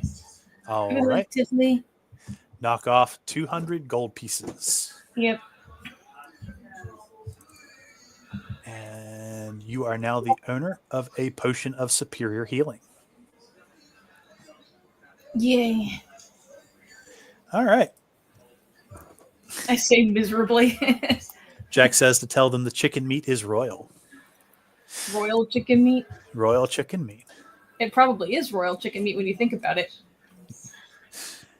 All right. Well, anything else you guys want to do while you're here? You do still have those eggs if you were hoping to try to sell those. Are these like magic eggs because they're the block eggs? Or They look like ostrich eggs, but you are free to try to disclose whatever they are to whoever you sell them to. Because I definitely don't. I don't know if they're special. They're just really big eggs. Well, that would be a persuasion check, not an intelligence check. Well, that was me trying to figure out myself if I could figure out what they were. Which I can't because I'm busy dreaming of food. Do some soul searching. Plus, I'm still hurting a little bit from the 200 gold I just spent. It's So both you and Molly are unsure as to what exactly is going on with these eggs. Well, because right now I have them stuffed under my shirt or whatever to keep them warm. Because I would imagine you have them in your backpack. Well, I would have stuffed them because we got to keep them warm. They're gonna die otherwise. Are you sure it wasn't sitting on them? Were they cold when we picked them up, or were they still warm? Because presumably. Well, make a perception roll. Okay. Because they were in a nest. None of you remember. Well, I would have tried to keep them warm, so they'll be warm now for whatever good that does anybody. Okay, so I guess there's the question, because if we can hatch one, I kind of want to see if we can hatch one. You are free to take it somewhere else if you like. And if they're magic, then they might be worth more money. That's up to you guys. Might be worth a shot. Okay. Although we could have checked that before we headed out this way, because we were already at the Magic District when we got back out of the. And it will take you about a half hour to walk back there. Right, but.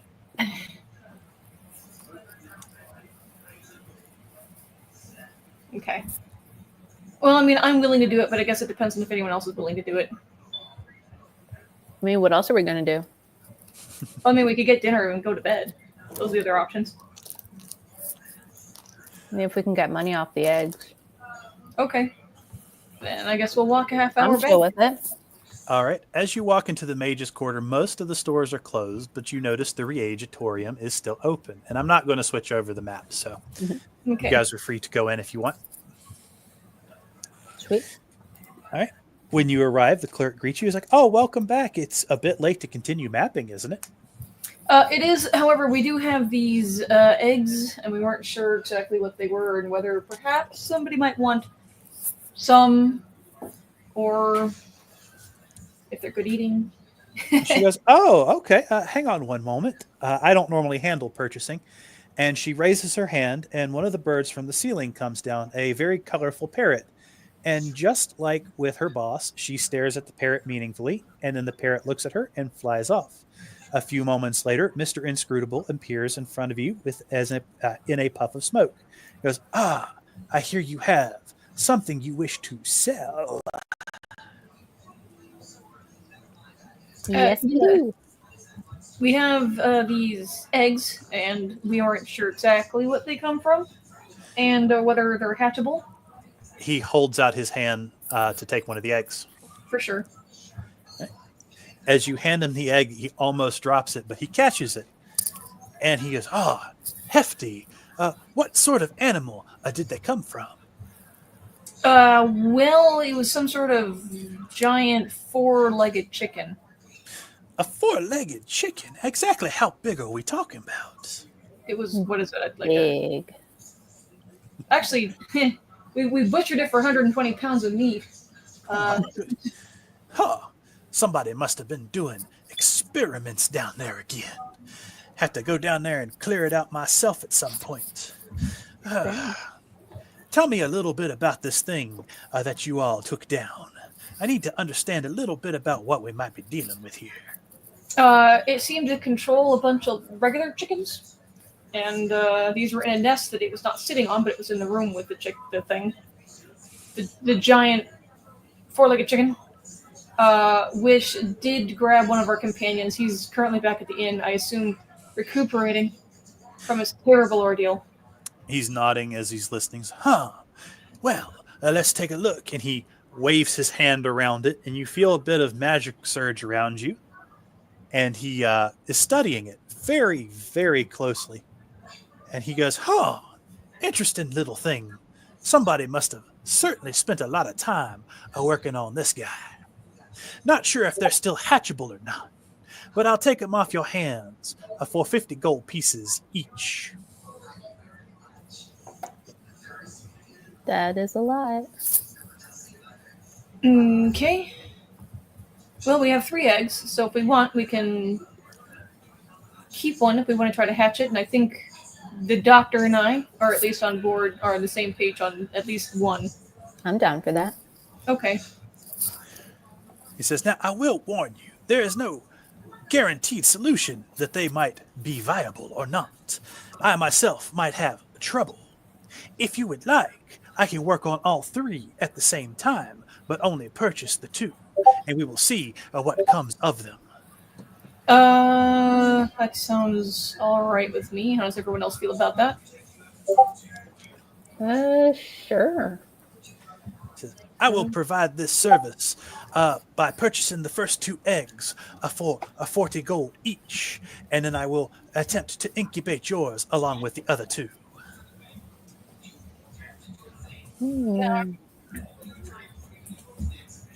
I mean, seems fair. Oh, goodness. Usagi had to take a moment because she heard about a diminished amount of money. Yes. Oh.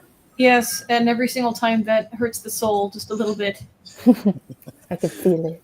He's basically he's promising to take care of something that will actually take a lot of time and consideration. Yeah, I can't just walk around with it under my shirt all the time. It's just fine.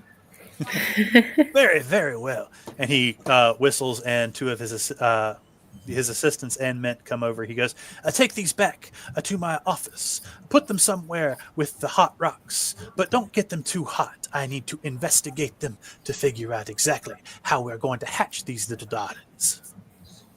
And he turns back to you. He's like, "Hopefully this will be a profitable venture for both of us. Well, hopefully. Not exactly sure what these things can do or what we can do with them. But if we can hatch them, I certainly will." All right, and that was how much gold again? Because That's 40 gold each, so that would be 80 gold in total, so that would be 20 gold each. 20 gold each. Okay. Nope.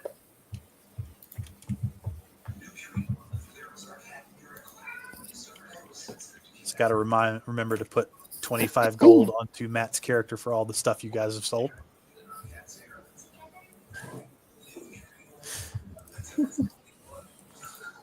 Is there any other fascinating things that you have found down there in the underquarter? Fascinating things. Well, I did find this ring, which I've currently claimed. He holds out his hand as if to inspect it. Which I allow him to do stupidly, reluctantly. He looks, a fairly common item, but one of high value. I would appraise this at a few thousand gold, though without removing it and messing up the attunement. I would say maybe 2,000 gold would be its fetching price. Yeah, nice. I'm going to hang on to it for a minute, and I'll come back. We'll think about it. Oh, he wasn't offering. He's just appraising it. Oh, okay. He's not offering to buy everything you bring out. He's just because you just like holding it up for him to appraise. He's just interested in the stuff you've brought back.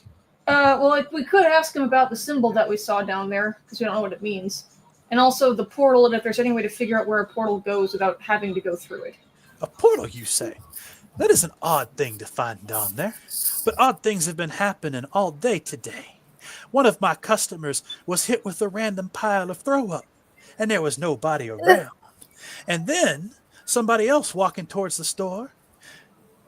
What was the other thing you guys threw through that portal? The stick or something? Yeah, One of them got hit with a mock sword, and I have no idea where they came from. Weird stuff. Must be due to this djinn that we're trying to deal with. Possibly. Oh boy. Well, at least we know where it goes now. But does he know what the symbol is? Because we can try to at least draw it out. Do you have found a symbol? And Yeah. he produces a piece of paper. Draw it for me, please. Who would have the best? Because I assume that's an insight check, or is it a? That would be an intelligence check. We'll just do a flat intelligence check. Oh, okay. Probably somebody else wants to try that before I do it. So Dr. Honeydew does a reasonable facsimile of the drawing as far as you are aware. And he looks at it and taps his chin and he goes, "What exactly was this drawn in?" Well, theoretically blood, but it didn't behave like blood. Blood that didn't behave like blood. Right, it dried out, but it didn't turn, kind of dark brown black like blood does when it gets old. Yeah. He starts tapping his foot incessantly. Actually, do we still have... We had a couple of sticks. Did we keep the stick that has a little bit of it still on the end of it? I think that got thrown through the portal. Well, a bunch of us have grabbed sticks, so if it was somebody else's stick, and my stick still has the sample. It was your stick that had the sample. Molly's stick is the one that got thrown through the portal. Oh, okay, so I have my stick with the sample on it. He holds out his hand to take the stick. Mm-hmm. He investigates. This looks like the one that hit my customer earlier. Huh, funny that. And he starts looking at the little bit of red at the end, and he sniffs it, and he looks at it, and he does like Molly and gives it a lick. He goes, "That is definitely blood, but I do not recognize where it came from. Do you mind if I take these with me? I will do some investigations tonight." Yeah, I think we can part with the stick for that. Very well. Meet me in the morning, and I will let you know what I have found. Okay. Anything else you guys want to do? I don't think so. We might ask what we could do about tentacle creature down in the sewer if we have to go back, because we do have to go back. Role play it for me. So there was a great, big, horrible, ugly, eyeless thing in the sewers that we've come across down there, covered with tentacles, that I guess is very hungry and wants us to give it a corpse. So it did break into the sewers again. Yes, do be careful not to mess with the OTOs. The Lord has a few people who take good care of them. They do like fresh meat as a treat, and usually it will distract them. But do your best not to upset them. The trust we have with them is a very fragile thing. They're not completely domesticatable, and not many people want to go deal with them. But if you have an ample supply of meat, you can easily condition one to pretty much do whatever you want. Okay, we'll bear that in mind. Anything else? Nope. Honestly, I'm just gonna tell him about the freaking time puzzle because we're having a heck of a time. With the time puzzle, Yeah. he starts tapping his chin and says, "That does sound like a typical delaying tactic. You see, sometimes when mages aren't trying to be found, they will use the idea that something is a trap to make people waste time. I would assume it's something along those lines." Okay. We'll bear that in mind. Of course, it could simply be a delaying tactic. Perhaps it takes time for the door to shift from one side to the other. Okay, well, we'll have to try that next time.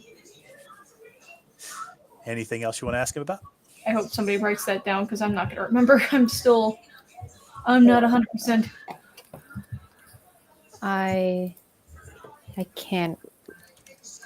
What was it again? Just So he thinks that it is either one, a delaying tactic that somebody once set up because they were trying to hide something and just slow people down who might find him, or that the actual mechanisms that open the door might take some time to move from one door to the other. Oh. Okay, I got it.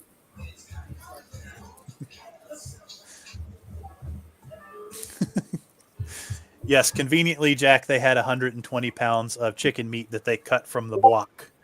Yep. They left the other chickens alone because they had 120 pounds of meat they were trying to deal with. Molly wants to know what the splash was about. That was just the sound of the portal. Oh. It was a one-way portal, and so you couldn't see what was on the other side, but it does make a noise when something goes through it.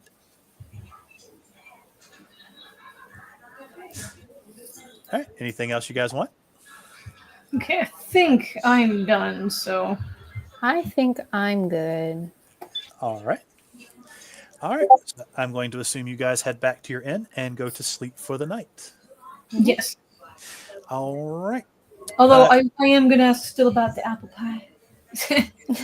So as you're walking back, you hear some crying. Oh, no. And it seems to be down a side street. Do you want... Like baby crying, or like a woman crying, or like a dude crying, or like a bunch of people crying, or a dog? It sounds like an individual crying, but you can't really make out who it is. Do we want to poke our heads around the corner and see what that is? Yes. Okay. I do. All right. Everybody make a dexterity save. Okay. To see if we can lean out without doing something stupid. Yes. So as you start to lean around the corner, something dashes past you and you all jump back. And as you're watching, you see Mark Barlow running away with someone's child. Oh. Good. He eyes you, smiles, and then continues running off. Do I still have enough spell slots to cast Vicious Mockery one more time, or? Because I've been casting a ton of level 1s. Well, it's a cantrip, so I can do it. Just as quickly as he came, he is out of your sight. What the? I was gonna friggin' say something. He ran out of one alley and disappeared down another. Do we give chase, guys? We gotta go. I would have run. I mean, can we? Yeah, can we run after him? Give chase. Make an athletics check or an acrobatics check. Yay. Okay. Oh, come on. Well, I still have bless up, unless wait, no, that only lasts 10 minutes, I think. Togepi slips and falls. Oh no. The one time. Oh, man. All right, you dash down. Usagi and Molly, you both dash down the alley, but when you get down the alley, there is nobody there.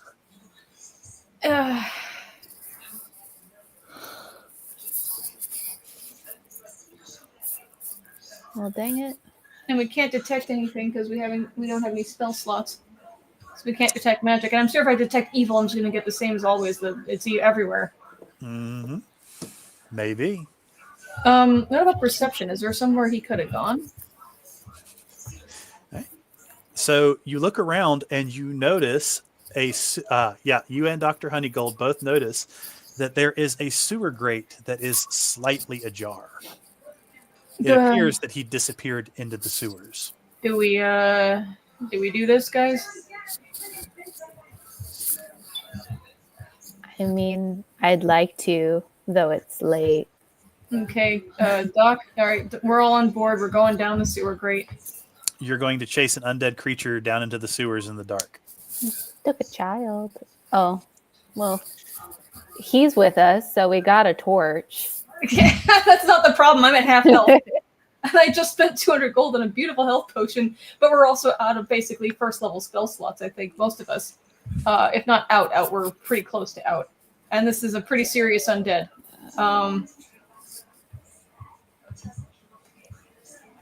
I have my cantrips. I have nothing. I'm not sure if I can cast Cure on myself because I might have used up too many spell slots. I'd also want to leave, So as you're sitting here debating, you hear people running towards your location. Oh, good. We need backup.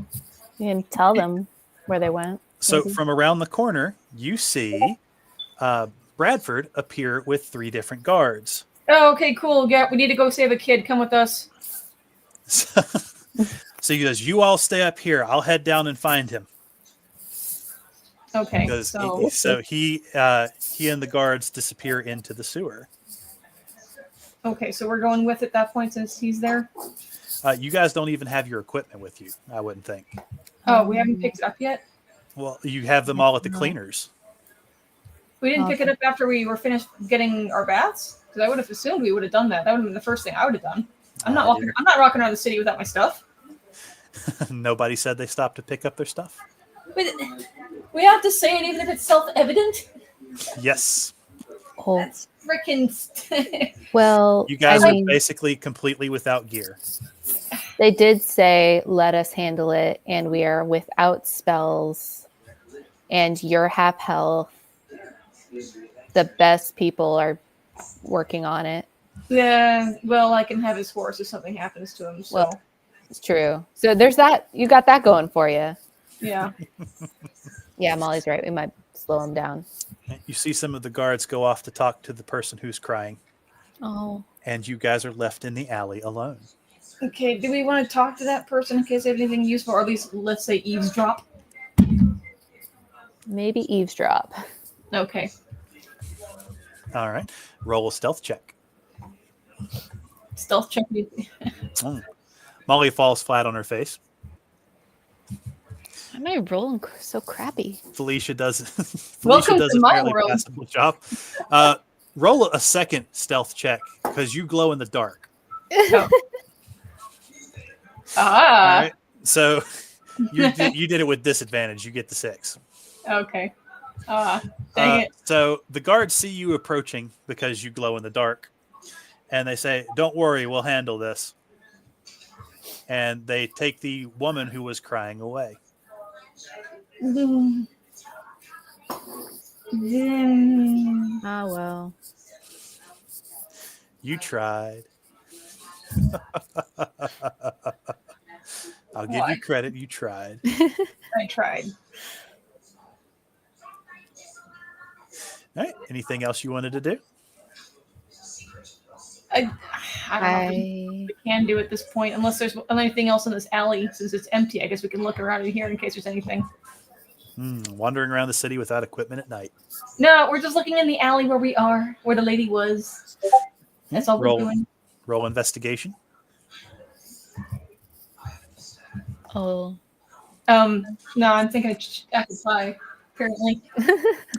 So Arnolfo and Dr. Honeygold apparently are very fascinated by the walls nearby. Felicia notices there are broken bits of wood and glass scattered across the streets, as if something had burst through the window of a house nearby. Oh. Do we know which house? It appears to be one nearby, but you can't quite tell. Oh, okay. The guards are blocking most of the road, and they aren't allowing you to come any closer. Gotcha. Well, then I agree with the doc. Maybe we should get our weapons and go to sleep. All right. Okay. Well, remember this place exists at least, and we can maybe come back or whatever if we need to. So as you approach your inn, the store that you left your stuff with has shut its doors for the day. Lovely. And as you make it back to the inn, they are just getting ready to put away dinner. So you guys get kind of the semi-lukewarm leftovers. That's fine. Apple pie. All right. And we will leave it there. All right. All right, guys. Thank you for being here. For sure. Are we good for next Friday? As far as I'm aware, and it should hopefully be less exciting than today. I think Hopefully so. All right. I will talk with Matt later and see if we can arrange that. All right. Well, thank you everybody for tuning in. Have a great evening. Bye All right. bye. Thanks.